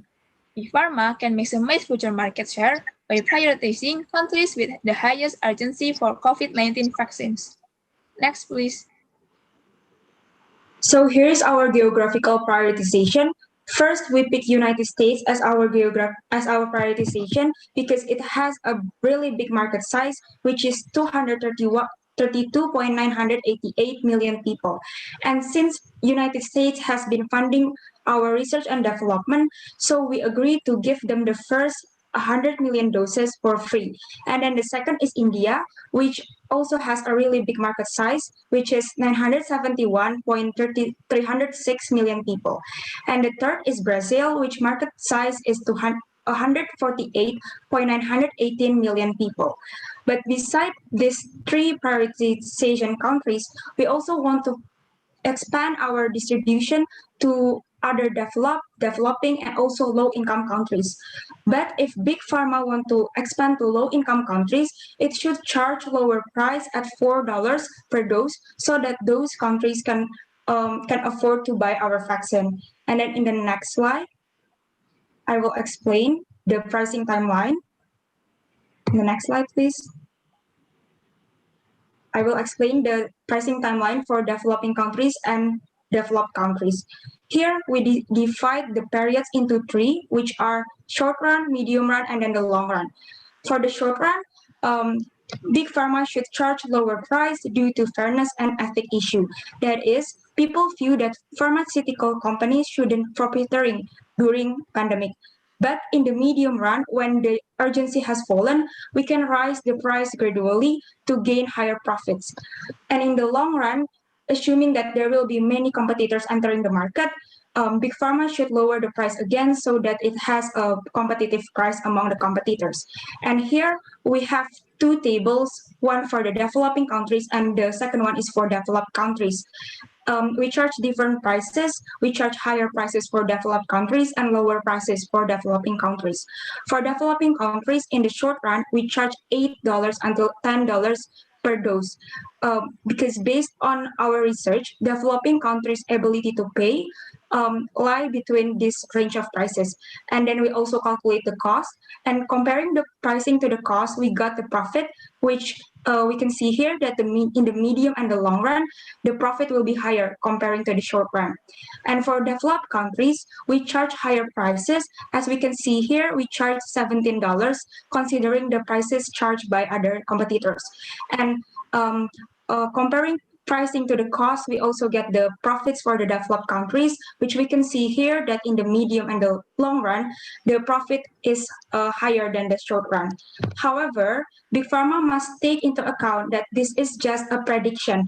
In the future, if the pricing strategy of competitors differ a lot, then probably Big Pharma must adjust their price as well, either in the higher or lower form. Next, please. So here is our conclusion. Big Pharma's pricing strategy to maximize their profit, which is the source of funding for their future investment, must take into account economic, political, and ethic motives. Therefore, we recommend Big Pharma to adopt price discrimination policy based on the ability to pay from countries and the time framework, which are short, medium, and long term. Next, please. Next. Okay, here are our references. Next. And then here are our appendix, just slide through. Yeah, next. Just, yeah, next. Till the end of the slide. Okay, thank you for listening our presentation. We really appreciate it. Thank you very much. Thank you a lot. Thank you a lot, guys. Great presentation. And now we are ready to have questions from our judges.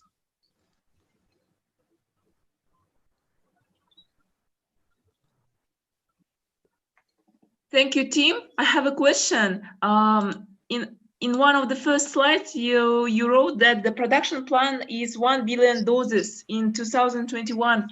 What is the logic behind? How did you calculate it? Okay, thank you, Ms. Camelia, for the question. We'll try to answer that.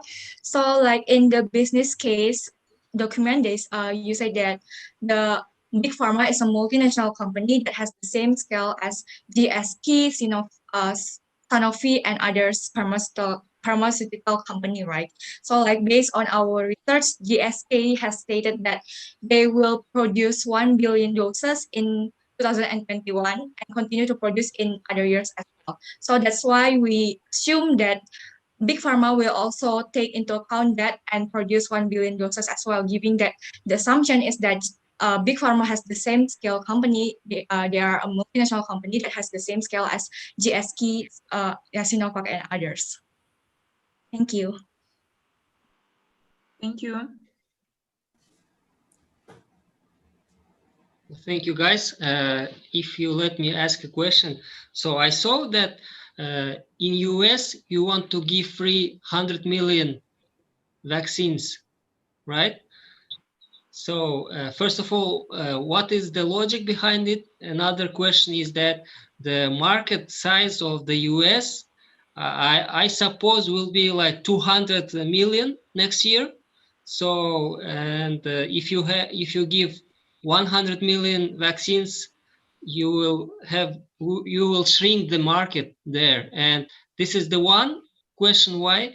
And the second risk is that it will, whenever something is free, it feels that the value of that good lowers the value of your vaccine. Don't you think that?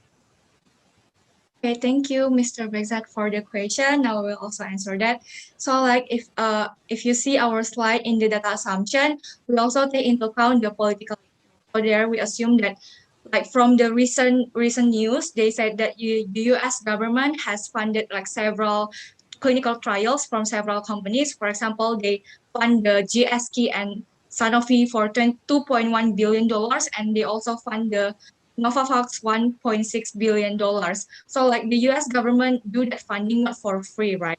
And here we assume that Big Pharma is also their client, so they will also receive $1.6 billion from the US government to fund the vaccine. But in return, Big Pharma must also give the first 100 million doses vaccine for the US government. So like the deal here is that US government is going to fund Big Pharma for 1.6 billion, but in exchange, Big Pharma must also provide the first 100 million vaccines for US. And then if you calculate this, the mathematics behind that, that will also result in that one vaccine is about $16 per dose. the calculation behind that funding. Okay, thank you. Thank you. Okay, guys. Hi, my name is Nursultan. Great job. I have some questions. For example, your production plan is 1 billion doses in 2021. And how will you split this among these countries? Like, how Thank you. much will you, so in these countries? Thank you, Mr. Nursultan, for the question, and I will try to answer. But for the volunteer, can you please like go back to our slide, like in the appendix 1? We provide the data here there. So I'm on your slide. You can go. Market size comparison, yeah?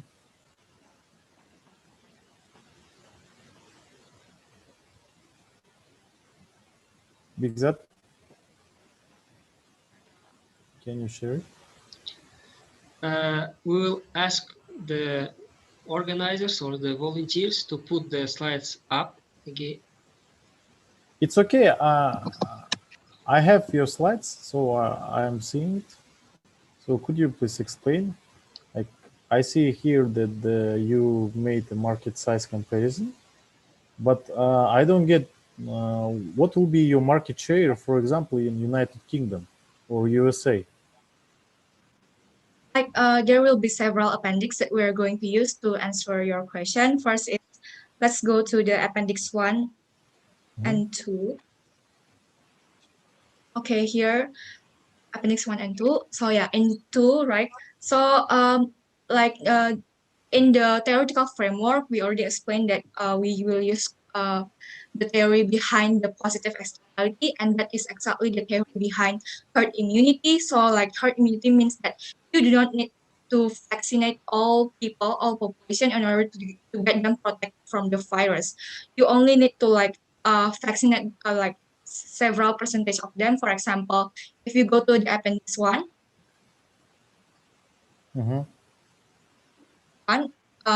there you will see that the volunteer, can you go back to appendix 1? Previously, yeah. Here, okay. So like here, like to achieve the herd immunity in United Kingdom, for example, they will need to vaccinate minimum of 90 until 95% of the population. This is based on our research. And then for Thailand, they will also need, USA and Brazil, they will also need to vaccinate about 70 until 90% of their population, right? So like we already projected the population in 2021 will be like, for example, UK 67.99 million people, and then if you multiply that with the percentage 90%, then that will give you a number about 61.19 million people. But this is like for one country, right? So if we go to the appendix number 5, Yeah, so this is the total market size, yes? Yes, okay. So here is our specific firm market size, right? So in our business case, we are told that Big Pharma is like a multinational company that is equivalent to GlaxoSmithKline, Merck & Co, Sanofi, and Pfizer, right? So in here, we already see that GSK, Merck, Sanofi, and Pfizer, they on average, they have about 2020 until 24% market share. So Big Pharma is also like equivalent to that company, and they will have about 22.53% of the total market share. So like from that number, if you multiply that with the earlier numbers in the market size, okay, that will give like the specific number in each country that we target to be our potential buyers vaccine. Thank you. Okay. And what about the production, the sales in further years? So will it grow over the years, or will it decrease? Okay, so production. Thank you. So like based on our assumption before, like we already stated that Big Pharma is assumed to produce 1 billion vaccines in the short run, which is projected to be around 2020 until 2021.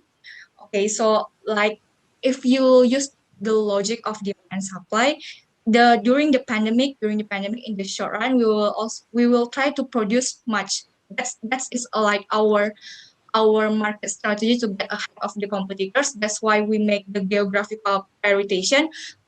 If we go to the appendix number 8 or I think number 7, this. Okay, 7 and number 8. Okay, here, so based on the data that we have gained, we know that Brazil, United States, and India, they are very potential. First, they have a lot of population, and second, a lot of population has contracted the COVID-19 virus, right?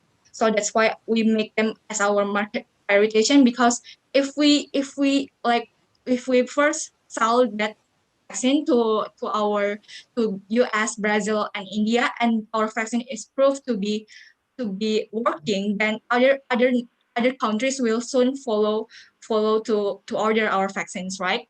So that's why like we first will prioritize in that 3 big market, and then we will penetrate to other markets, for example, like other developing and developed, and then low income countries as well. Thank you a lot. Thank you a lot for your comprehensive answers, and thank you, Team Indonesia, and thank you a lot. So thank you. Good luck. Thank you for all volunteers and judges. We are extremely happy to be here and really appreciate all your question and feedback. Thank you. Thank you. Thank you. Thank you. Next is Team Poland. So we wait till they get in and get the control of the slides.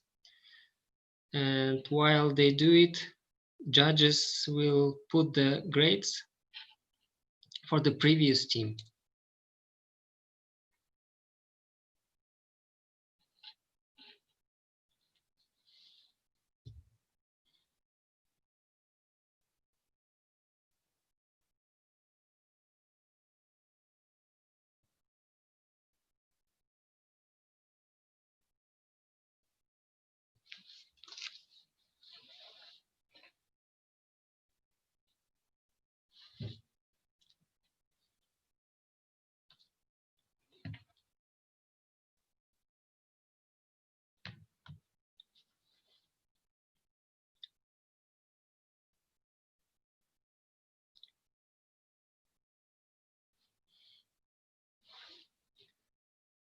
Can we have the slides of Team Poland up?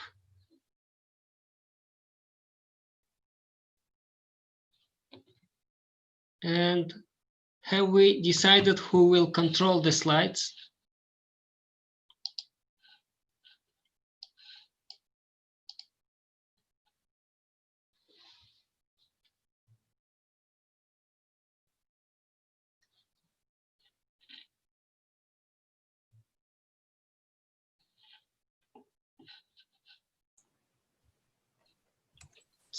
Okay, can I check if control of slides works actually? Yeah, you can check.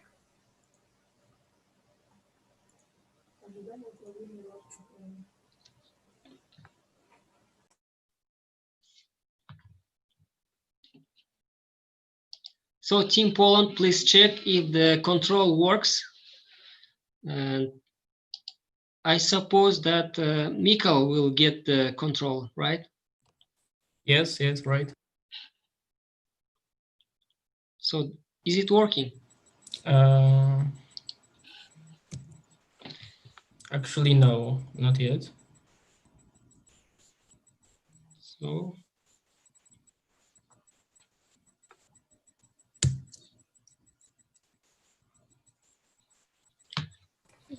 check. Please check once again. You have to accept. Okay, yes. Yeah. Perfect. Thank you. So, hello, Team Poland. We are glad to have you here in the grand final. And whenever you're ready, we're ready to listen to your presentation. Watch your presentation. Okay, actually, my control of slides does not work. I don't know why. Maybe someone from admins can do it for us. We can help you. Okay. Okay, so we will tell you when to change. Okay, thanks.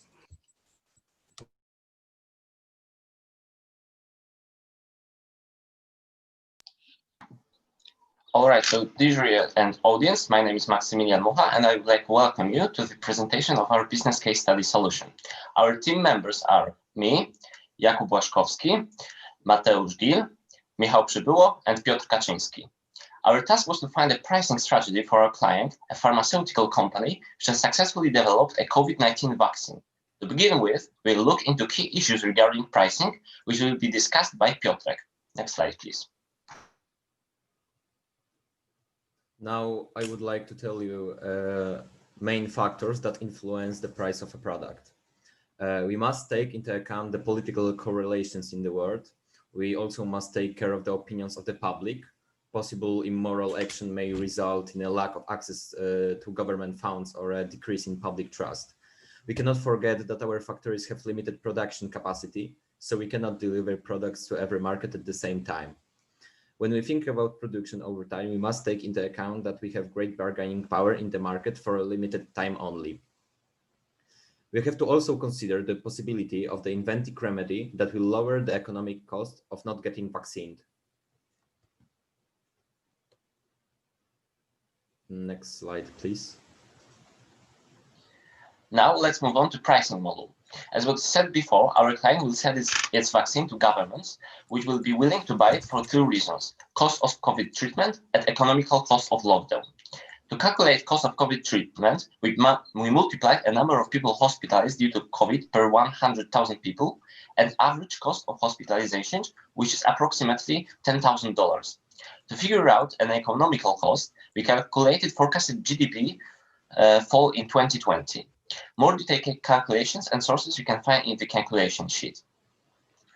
As it is shown in the table, the cost of extremely high.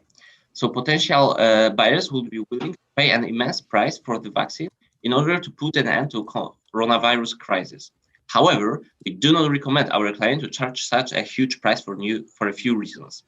Firstly, public opinion would strongly denounce such a pricing practice, which would put our clients' reputations at risk. And secondly, governments are afraid of eventual monopolistic power, so they would quickly seek alternatives to the vaccine or would be even reluctant to purchase it. In our opinion, it would be a better choice to charge lower price, ranging from $20 to $40 per dose, in exchange for a government subsidy for further research and development works, which will allow us, our clients, to lower the costs of the production per unit and improve vaccine quality.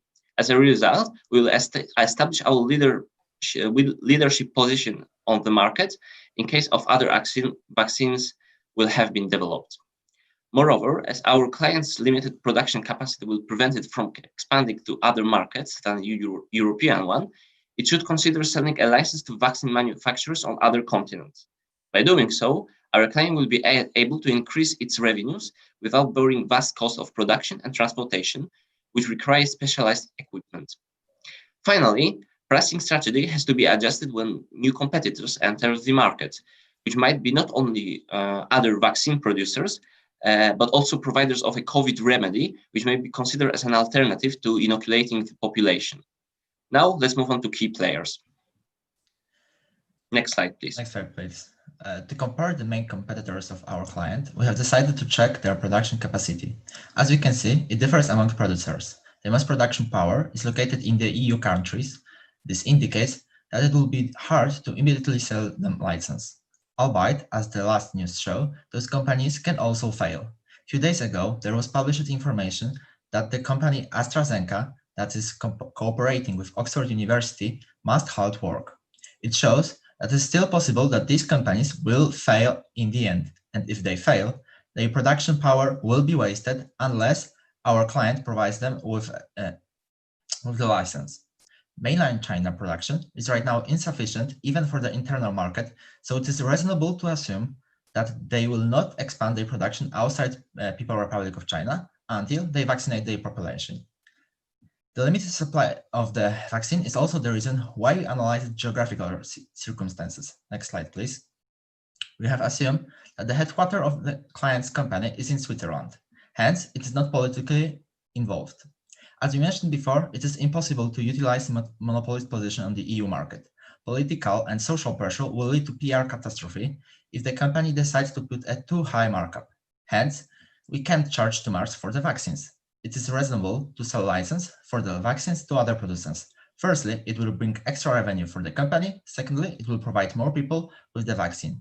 The target is to sell license to other continents. However, if there will be a profitable occasion in the EU, it should be also contested.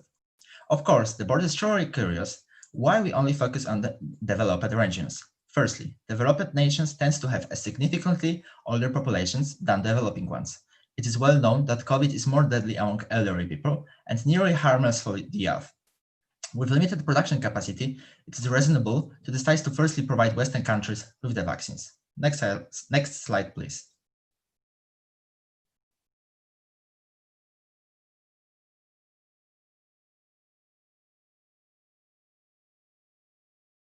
Now I would like to summarize our activities over the years. We will have a similar pricing strategy in the short and the mid run because we cannot take advantage of the monopoly rent due to social pressure, as we mentioned before. And in the long run, developed countries will have lower demand for vaccines. So we will have to reorganize our pricing policies. And now I will give a floor to Michał.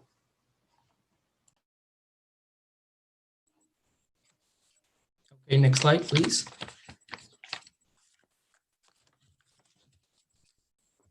Our strategy for the future. First of all, constant development, further research, and learning by doing. Thanks to these funds, Big Pharma will be able to produce higher efficiency vaccines at lower cost per dose, expecting no side effects on health on people, which is extremely important, especially in case of last events that happened to AstraZeneca and Oxford, which Kuba has already mentioned. Furthermore, we would like to propose bundling, which is selling products, packaging products or services in a one combined unit, usually as at a lower price than a firm would charge customer by buying each item separately. This market strategy will be offered to developing countries as they face epidemics all the time. So, for example, bundling COVID-19 vaccine with yellow fever vaccine.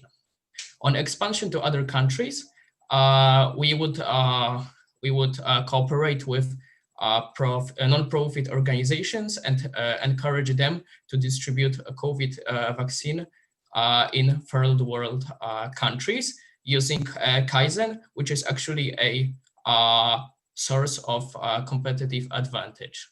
And now I will give the floor to Matteo. Next slide, please. So now moving on to our math task, we had to calculate the estimated market size in the UK in April 2021. So how did we go about it? First of all, we took historic data and extrapolated them into the future. And then, thanks to our trend line, we estimated the population in April 2021 as more than 67 million people. But we had to correct the data in order to make it more accurate, because in the first half of 2020, there was a significant number of excess deaths reported in the UK, partly due to the pandemic. Therefore, we deducted that number from the total population. However, that seems to be just a one-off occurrence. The number of excess deaths has now leveled out. Therefore, we do not expect any more significant number of excess deaths in the future. Then we checked what part of British population would like to get vaccinated. According to the recent survey, it's 85%. This number might turn out to be lower, but the government would sure like to provide the vaccine to all people who might want to do so. And as a result, we expect the market size in the UK to be more than 57 million million people. The number might be a little bit different, but it's the closest accurate we can get with the data we have right now. And now we will go on to the summary. So the time has come to summarize our ideas. Firstly, we found out that it is difficult to charge high markup because of social and policymakers' approach. Secondly, due to technological constraints, supply of the vaccine is limited. So at the beginning, we recommend selling a license to other continents. In short and mid term, our strategy does not differ significantly, but in the long term, we advise further development of client's product, which will let it enter the new markets. Furthermore, we recommend product bundling. Now, our presentation has come to an end, and we are happy to answer your queries. Thank you.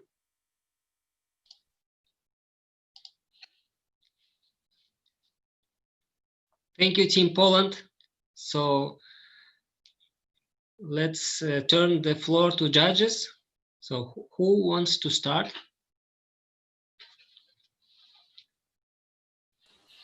Hi guys, thank you for your presentation. I have a question in regards to your strategy. You're telling that you are going to do research and that's gonna be your competitive advantage. But my question is, how are you going to fare well in terms of research as opposed to your competitors? Because in this area, everyone is going to do the research and development. Okay, so let me answer this question. As for now, we have a vaccine which has been successfully developed and our competitors doesn't. So it turns out that we have more time for research and development for improvements, while our competitors still have to develop the vaccine itself. Moreover, I would like to add that it is a very technical question, and we don't have this technical data about the company. We don't know how many employees they have, what type of vaccine it is, because it was mentioned in the materials that we get that there are many types of this vaccine that is based on different technologies, and so we can't that easily assume how we will develop the way that it will develop. Of course, we have to develop in order to not fall behind the competitors. Okay, thanks. So guys, hi. Thank you for your presentation. I have a question. Will you make any price discrimination between countries? And if you will, how will you discriminate? So as we mentioned, there are a very limited supply of this vaccine. So in fact, we can negotiate each other license selling with every company, because the fact is that at the very beginning, they will not compete between them, because, for example, if we sell some license to US, they will produce FILSI to US and American region, because it will be easier to provide the locally produced vaccine to the region. So it will be depend on the negotiation, in fact. Of course, other factors that may be taken into consideration. For example, if you negotiate with the United Kingdom or Germany or countries like this, and they will provide subsidies, it will be also taken into consideration. Moreover, we will negotiate each contract with each government individually. So it will, in fact, depend on their willingness to pay. And as it is shown in the table on the slide number 3, for example, some countries might be willing to pay a lower price than others, like, for example, European Union countries with low number of contagions and lower GDP per capita.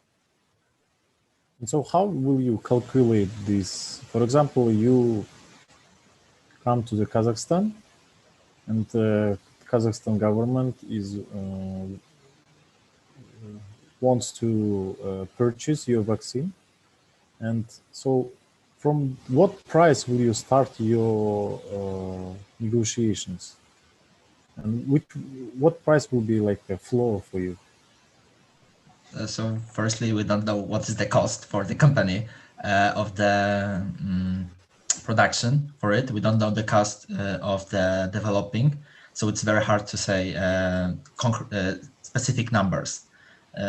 And also, it will require more specific data that is correlated, that is related to this sector, and that is not publicly how to say, publicly available. And so one of your channels of distribution is selling the license, yeah?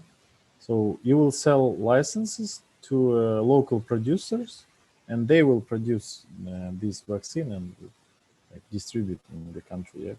And how do you think, what are the risks that associated with selling these licenses and how to handle it? So, like, for example, they can take this recipe and develop by themselves. This is a main risk, and also produce more that there will be in the license. However, there are some, firstly, it would be harder for them to develop because we made some process. We know this, like our client know this process that was made before. So it is easier to develop. Of course, it is a risk, but it must be calculated with knowing more data, of course, because it is a very technical issue. And like if they would break the rules that we have, they break the agreement. The fact is that there are some public WHO organization that can be judges in such a disputes. Okay, thank you. Thank you, guys. Thank you, guys. I have a question for you. And what's your recommended countries to enter with your vaccine and why?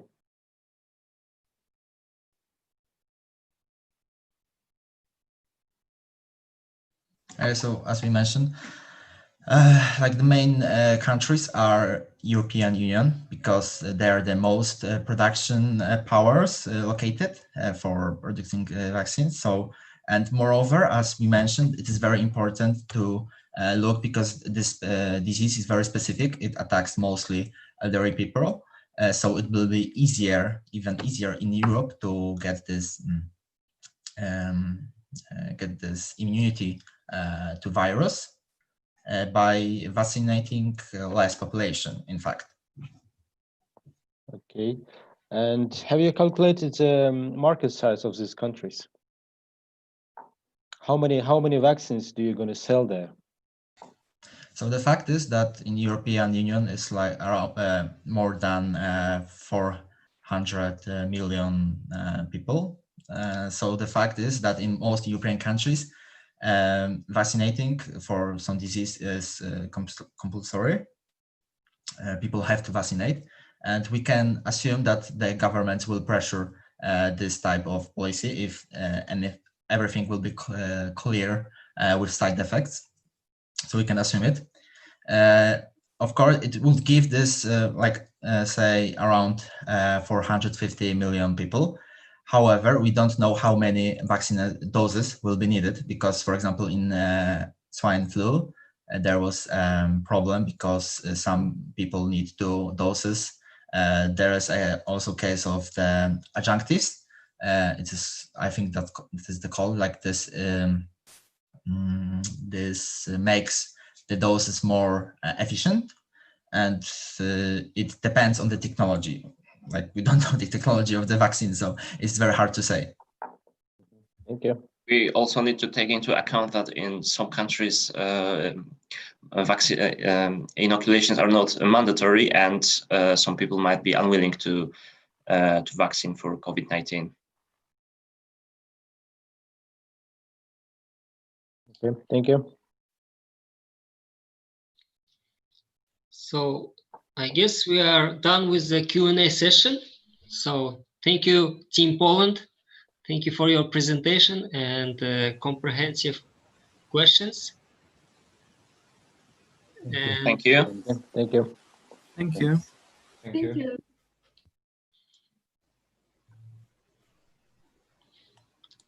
So guys, thank you a lot. Next team is Ireland. Team from Ireland. So I hope all of the team members are in the presenters room, and I hope you already identified who will be controlling the slides.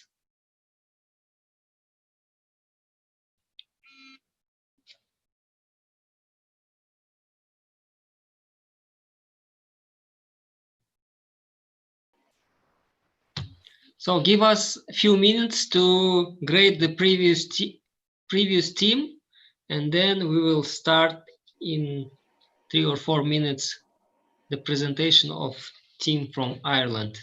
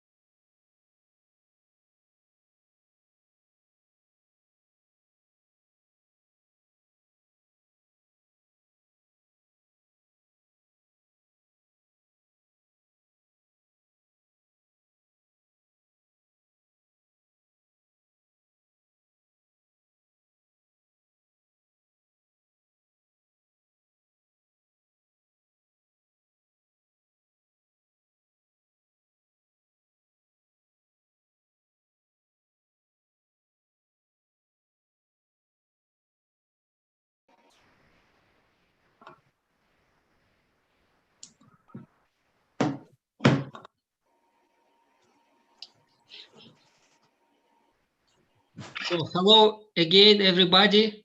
So we are getting ready to watch the presentation of Team Ireland. So I hope you have identified who will be controlling the slides. Please check if you are. Yes, I believe an admin will be controlling. So can you try to check if it's working?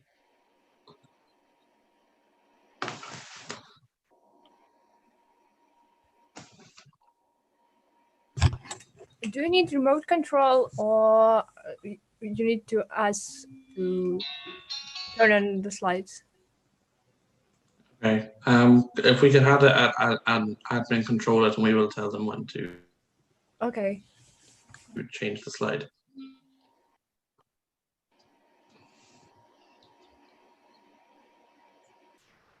I think one of our colleagues is just having some difficulties getting his camera on.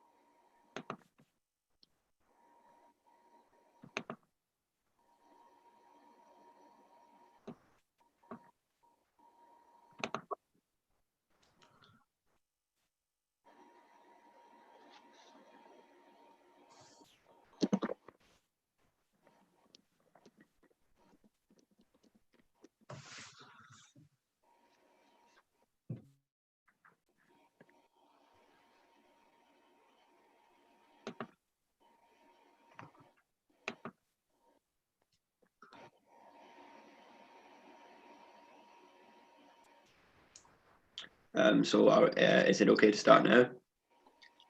If we have fixed our problems, we might be good to start. So I see that Connor is not, his video is not on. Yeah. Is it okay? Yeah, it doesn't seem to be letting me, but I can go without it. Okay, then, so everybody, the participants, the fans of the teams, Everybody, I want to congratulate you with the grand finals final presentation. So it's last but not least, let's start the presentation. So the floor is yours. Team Ireland, go ahead. Thank you. So hello everyone, my name is Phelan Campbell and this is Team Ireland's presentation for our solution to the IEO case study 2020. The main problem we try to solve in this case study is how our client, Big Pharma Corporation, should price its COVID-19 vaccine. Can I get the next slide, please? So, to determine the best pricing strategy for our client, we focused on 3 key determinants of price: supply, demand, and competition. Our proposed pricing strategy has 4 key principles.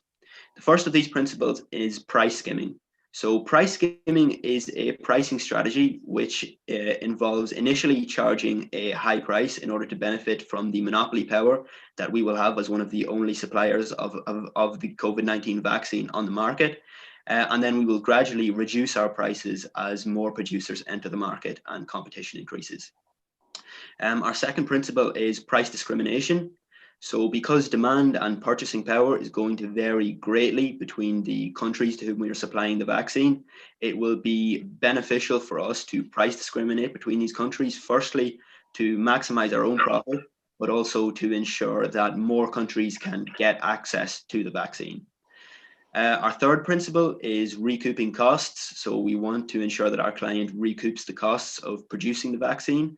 And then our fourth principle is improving our brand image. So we want to make sure that our client doesn't charge the highest possible price for the vaccine, as this might be damaging to their brand image in the long run. Could I get the next slide, please? So firstly, we decided to look at the supply side. And we decided to look at what costs we will need to cover with the price of our vaccine. So firstly, we looked at manufacturing costs. This includes the cost of land, labor, and capital. We believe that this is going to be very large given the scale of the pandemic and demand for a vaccine. So for example, we've estimated that Moderna's cost per vaccine is approximately $11.10 US, and we can imagine on a large scale how that cost would add up. Secondly, we've looked at transport costs, which we can also imagine will be significant since we have to transport this vaccine around the globe. Recently, the International Air Transport Association has estimated that 8,000 jumbo jets would be needed in order to supply the vaccine globally. So then third, we've looked at storage costs. So vaccines need to be stored at specific temperatures and in a sterile environment. So for example, Pfizer's vaccine needs to be stored at a temperature of -70 degrees. And then lastly, we looked at R&D costs. So these are the costs that our client is going to incur by developing the vaccine, and they will also want to cover these. Can I get the next slide, please? Hi, my name is Conor Lynn, and I'll be taking us through the demand for the vaccine. So, who are our customers? Here we decided to split demand into various groups so that we can maximize total profit. Firstly, when split on the basis of public/private sector, we discover a small percentage of demand comes from the private sector. Between 5 and 10% is estimated by the WHO in developing countries, and even less in developing. Demand can also be broken down by income, with higher income countries demonstrably more willing to purchase vaccines at prices significantly higher than in low income countries, as you can see in the graph on the right. Finally, demand may come from nation states or international organizations such as UNICEF or Gavi. These organizations allow smaller states to sum their demand and act as a single buyer, using collective bargaining power to negotiate lower prices. These organizations account for 18% of yearly vaccines sold, but 80% by volume. Could I get the next slide, please? So, our model market of the UK market.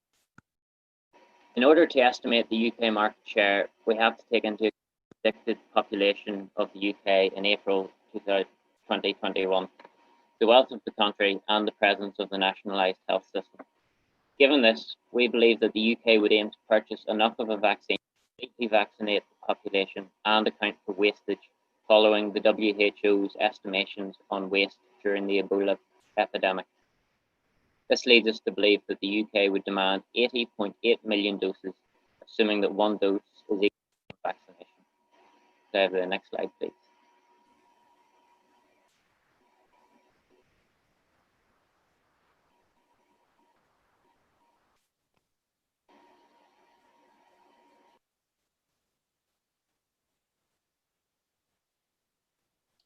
Sorry, guys, we don't hear you.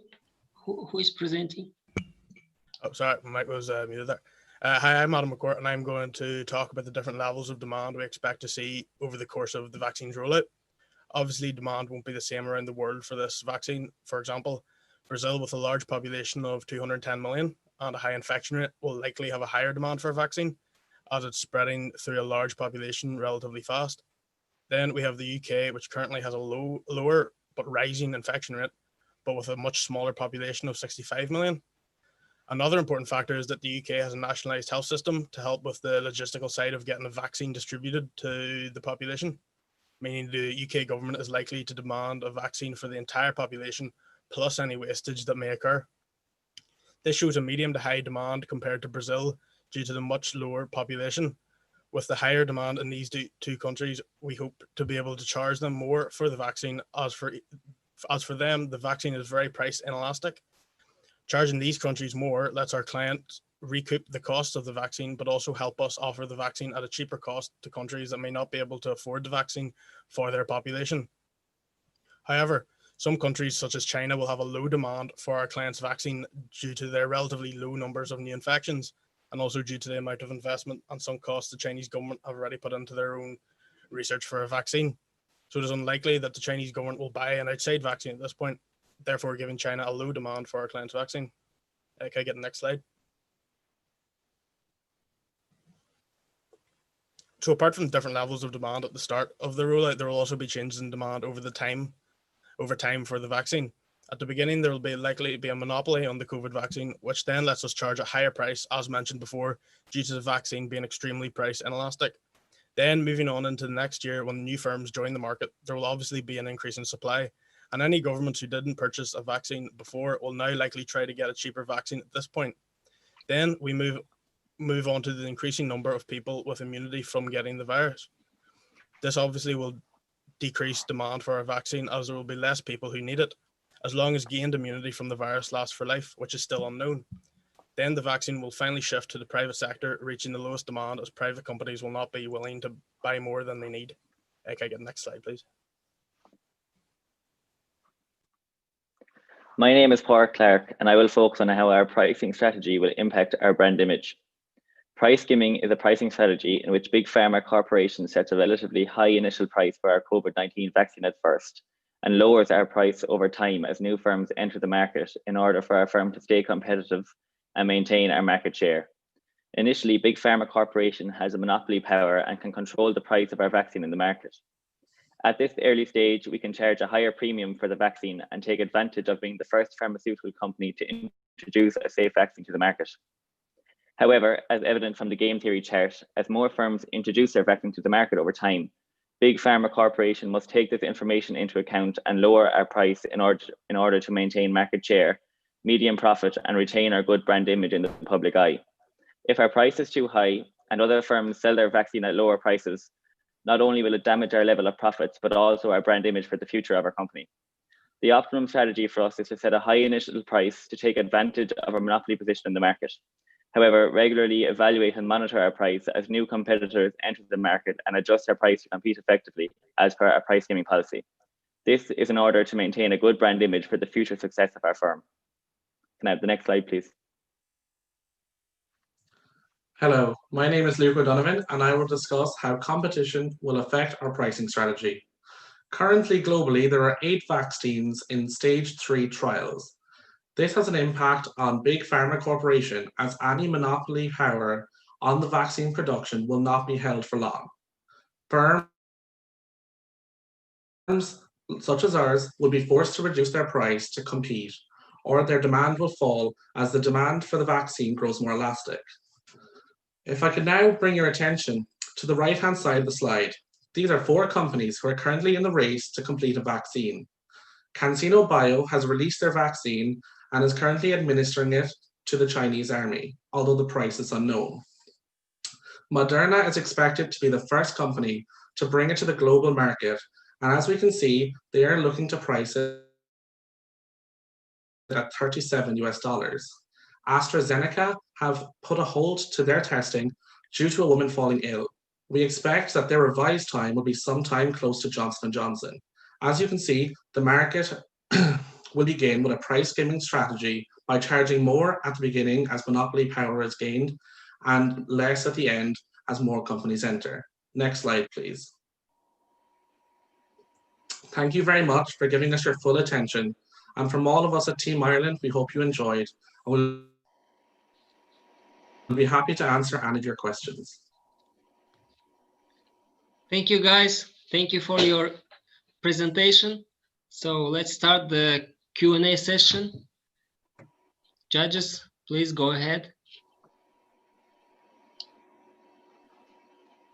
Hi guys, thank you for your presentation. And my first question is, and what is your actual recommended price for your vaccine? Well, we recommend that at the beginning, we should probably match the price of Moderna, as we will have a monopolistic market towards the beginning and monopolistic power. As more companies enter, we aim to reduce our price to approximately $15 US eventually, as we see that our cost of manufacturing was estimated to be anywhere from $5.13 to $11.1 US. I hope I've answered your question. Yeah, thank you. And how did you find this cost of your vaccine? You mentioned like $3 here. Or... Yeah, that's a very good question. Well, we found the basing it off Moderna. They aim to sell their product for $35 to $37 US. Now, according to a pharma analyst by the name of Josh Skimmer, who works with a company called Fierce Pharma, he estimated that the profit margin will be approximately 30% post-tax, which leaves it at $10.50. Now, if you assume the higher rate of price of $37 US, 30% of that would be $11 US and 10 cents. If you go by the industry standards, which was a link given to us by the IE organization, which we are thankful for, we worked it out and estimated that the total cost would be about $5.13 if you were to use industry averages. However, that's not specific to a coronavirus vaccine. Thank you. And you're saying that you're entering with your vaccine in the UK. Why did you choose UK? The UK was used mainly as a case study, just as an example of a reasonably high-income country with quite dense population sectors. We would be looking to start in various countries, mainly high-income countries primarily, where we can charge a higher price and therefore profit. But the UK was used mainly as an example just to demonstrate how we're using price discrimination for certain countries and under the justification of saying to higher income countries in order to charge a lower price to other countries. It's good political points nearly for the government to say, oh yeah, we'll pay a higher price, we're helping out the global community. So. Yep, thank you. And are you going to differentiate your price for the different countries? Yes, prices will be highly differentiated between the countries. We found that higher income countries were a lot more likely to spend a lot more money on vaccines, sometimes by a magnitude of 4 or 5. And in the market for a vaccine where there's no competition, governments will be quite desperate, both for the humanitarian aspect of it and the political aspect. They want to be the government that deals with coronavirus in their own local country. Thank you.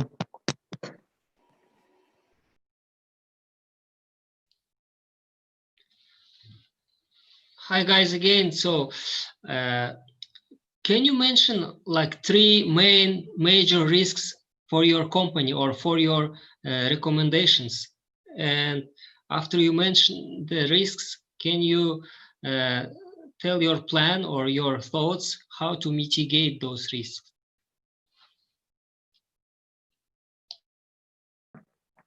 I'll start off here. Obviously, one risk that we might have is that the public in developed countries where we're charging higher prices might not be happy that they are paying higher prices than the public in developing countries during a global pandemic.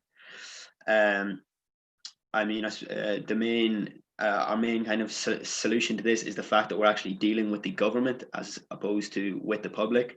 And we think it's likely that the government will supply the vaccine free of charge to the public. So therefore the public won't actually be feeling that increased cost directly, although we recognize that they might feel it in increased taxation in years to come. But we think that that kind of mitigates the risk that there would be massive kind of public unhappiness about the increased price. And then obviously as well, as Connor said, we can kind of justify it that by charging a higher price in these developed countries, we'll be able to supply the vaccine at or below cost to developing countries who would not otherwise be able to afford it. Okay, and number 2 risk? If I could just come in here with a number 2, I think transportation is something that is worth looking at as a risk, considering generally vaccines are transported in glass bottles, etc. It's going to be expensive to transport due to the fact that they have to be kept refrigerated. Now, I think that considering the current state of events worldwide, the epidemiological situation, we actually see that a lot of airlines are actually parking their aircraft and allowing them to sit there.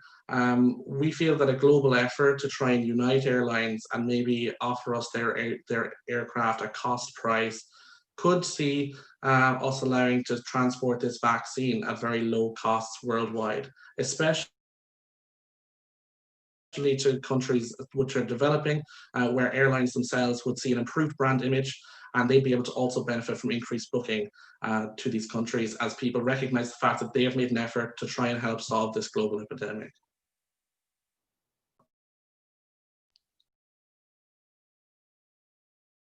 So thank you. And number 3 risk, can you come up with number 3? As a third risk, I would say it's the other pharmaceutical companies getting their vaccines out before they plan to, and us having to cut short our high pricing strategy at the start. To sort of get around this, there hasn't been much information provided on the quality of our vaccine, but we can sort of assume that if other pharmaceutical companies have fast-tracked their vaccine to get out as quickly, that it won't be of as high quality as they were originally planning. So if we can improve on the quality of our vaccine whilst getting out there using some of the profits we've already earned from being the first firm in the market, we can minimize the risk of being losing a lot of customers to these other firms by on the quality of our vaccine.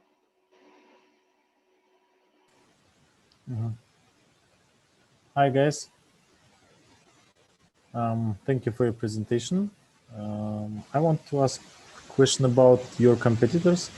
For example, on the slide 9, you mentioned that the expected price of AstraZeneca will be $4 for one vaccine. So how do you think it will be really tough to compete with them? Yeah. So what will be your strategy to compete with this company? And what recommendations will you give? Well, obviously, we know that price is considerably lower. However, our plan to compete would basically be based on service. So basically swiftness to market, bringing it out first to gain market share quickly with governments. Of course, if you're ordering in bulk, the company, Big Pharma Corporation, will benefit from economies of scale, which could possibly allow us to reduce our costs even more from the range from $513 that I've already mentioned to $11.1 I think that it is difficult to put an estimation on the cost due to the information available. I think it would require some assumptions which I would not be able to get behind with the accuracy of. However, I think that definitely to compete with them, economies of scale would need to be brought out to compete on price. And other than that, I think we'd have to compete in regards to quality, advertising, and service. If I could just say, in addition to my colleague's point there, I think that it's unlikely that AstraZeneca would be able to produce enough vaccines to meet the actual market demand. So even if all of AstraZeneca's vaccines sell out at the price of $4 a share, likely there will still be excess demand, which we can then capitalize on, even if our price is higher. And also, we did mention that with our price skimming strategy, we will gradually lower our prices as more competitors enter the market. And so, how do you think what will be the number of supply shortage? Like maybe in terms of US market.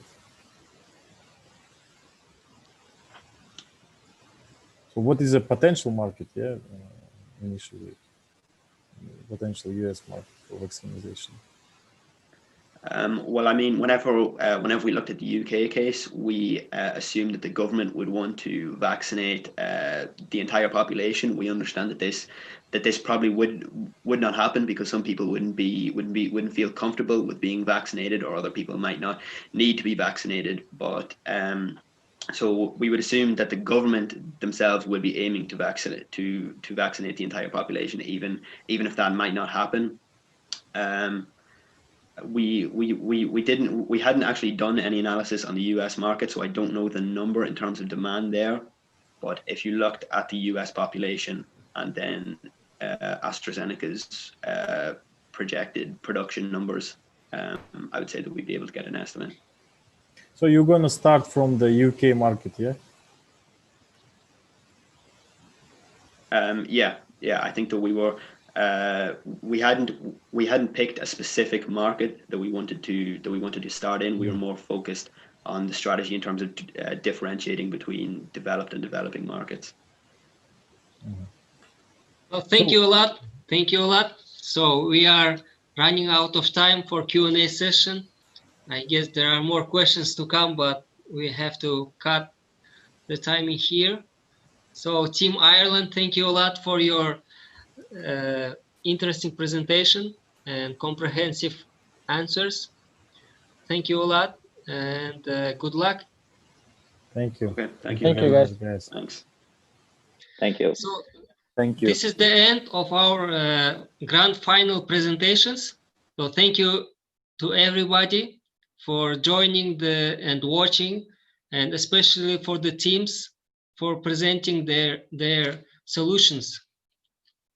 So I will give the floor to Alexander. Thank you, Bigzad.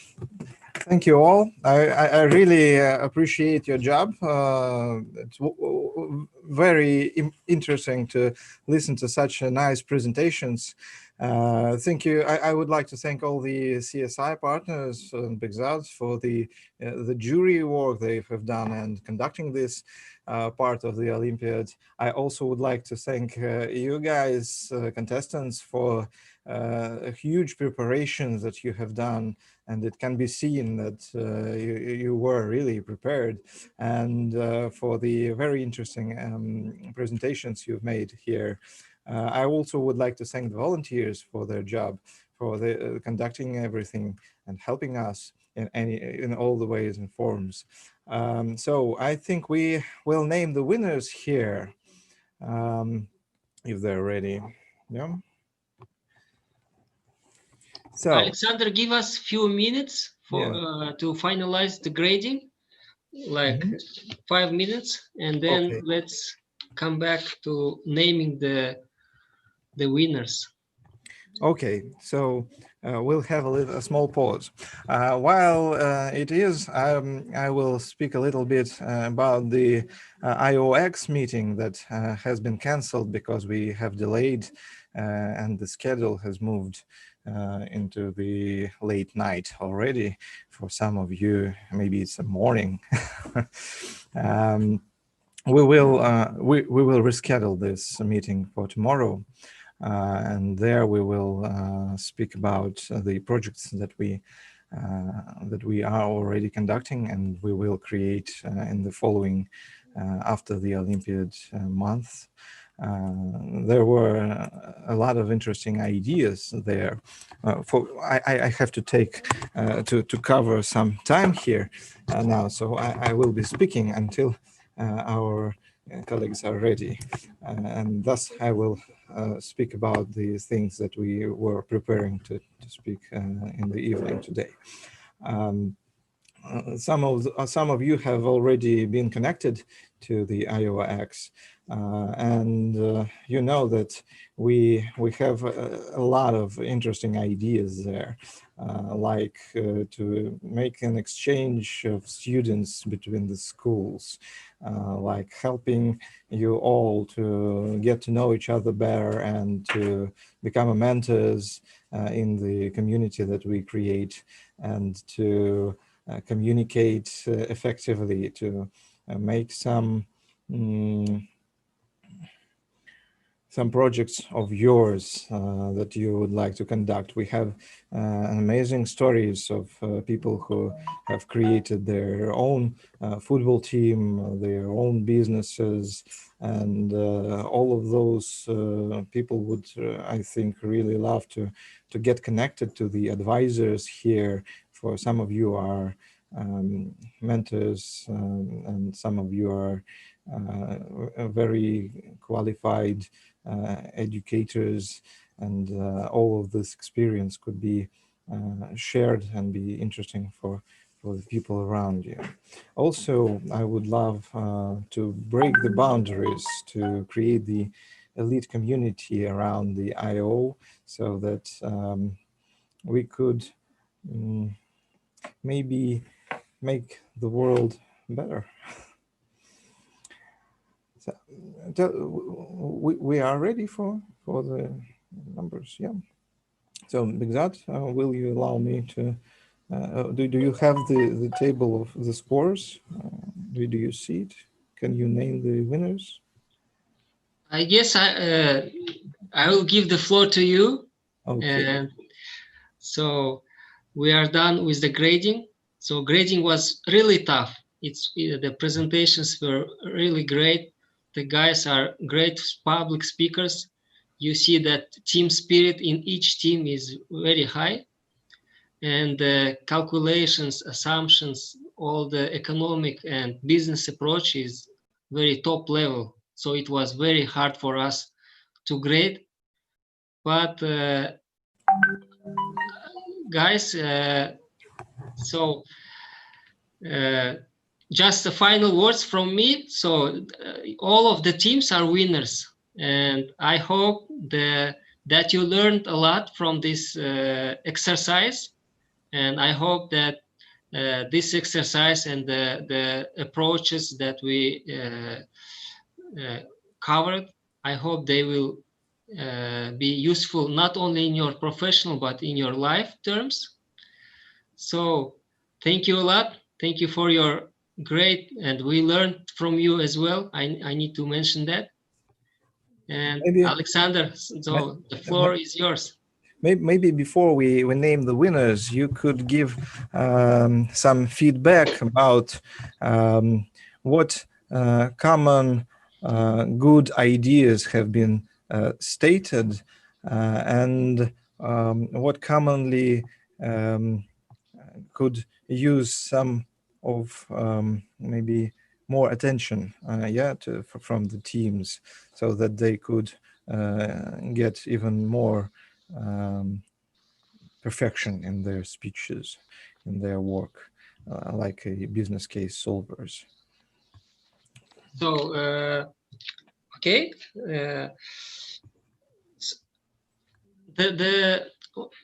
all the teams that I was happy to hear, they all covered like the whole world. Like the breadth of the analysis was very good. So as we see that there wasn't analysis that neglected some other parts of the world. So Another thing is that there was a prioritization in their solutions. So they said that there are different pricing schemes, and then they said that there are different geographical approaches, how they want to approach, and it was good. So most of all, what amazed is the public speaking skills of our presenters. So public speaking skills and team spirits, what we can underline. And what is to improve is that it's learn to structure your not only analysis, but the reasoning, why you are suggesting some kind of recommendations.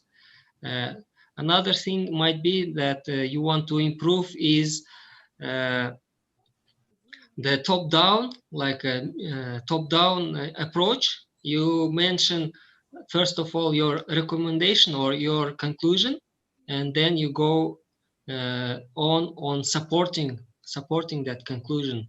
And the more numbers you have in the supporting statements or supporting graphs, the more convincing your recommendation solution is. Yeah. So, and another thing is that you might also add to your presentations or to your statements the risk sides. What are the negative sides of your conclusions? That will help your client or somebody who you are helping to make more balanced, more weighted decisions. Yeah. So thank you. So we come to the most important part. Our 6th place in the business case challenge of the International Economics Olympiad of 2020 goes to Poland. Hooray. The 5th place of our Olympiad of our business case challenge goes to Ireland. The 4th place goes to Indonesia. The 3rd place goes to Bangladesh. The 2nd place goes to Latvia. And the 1st place goes to Brazil. Congratulations.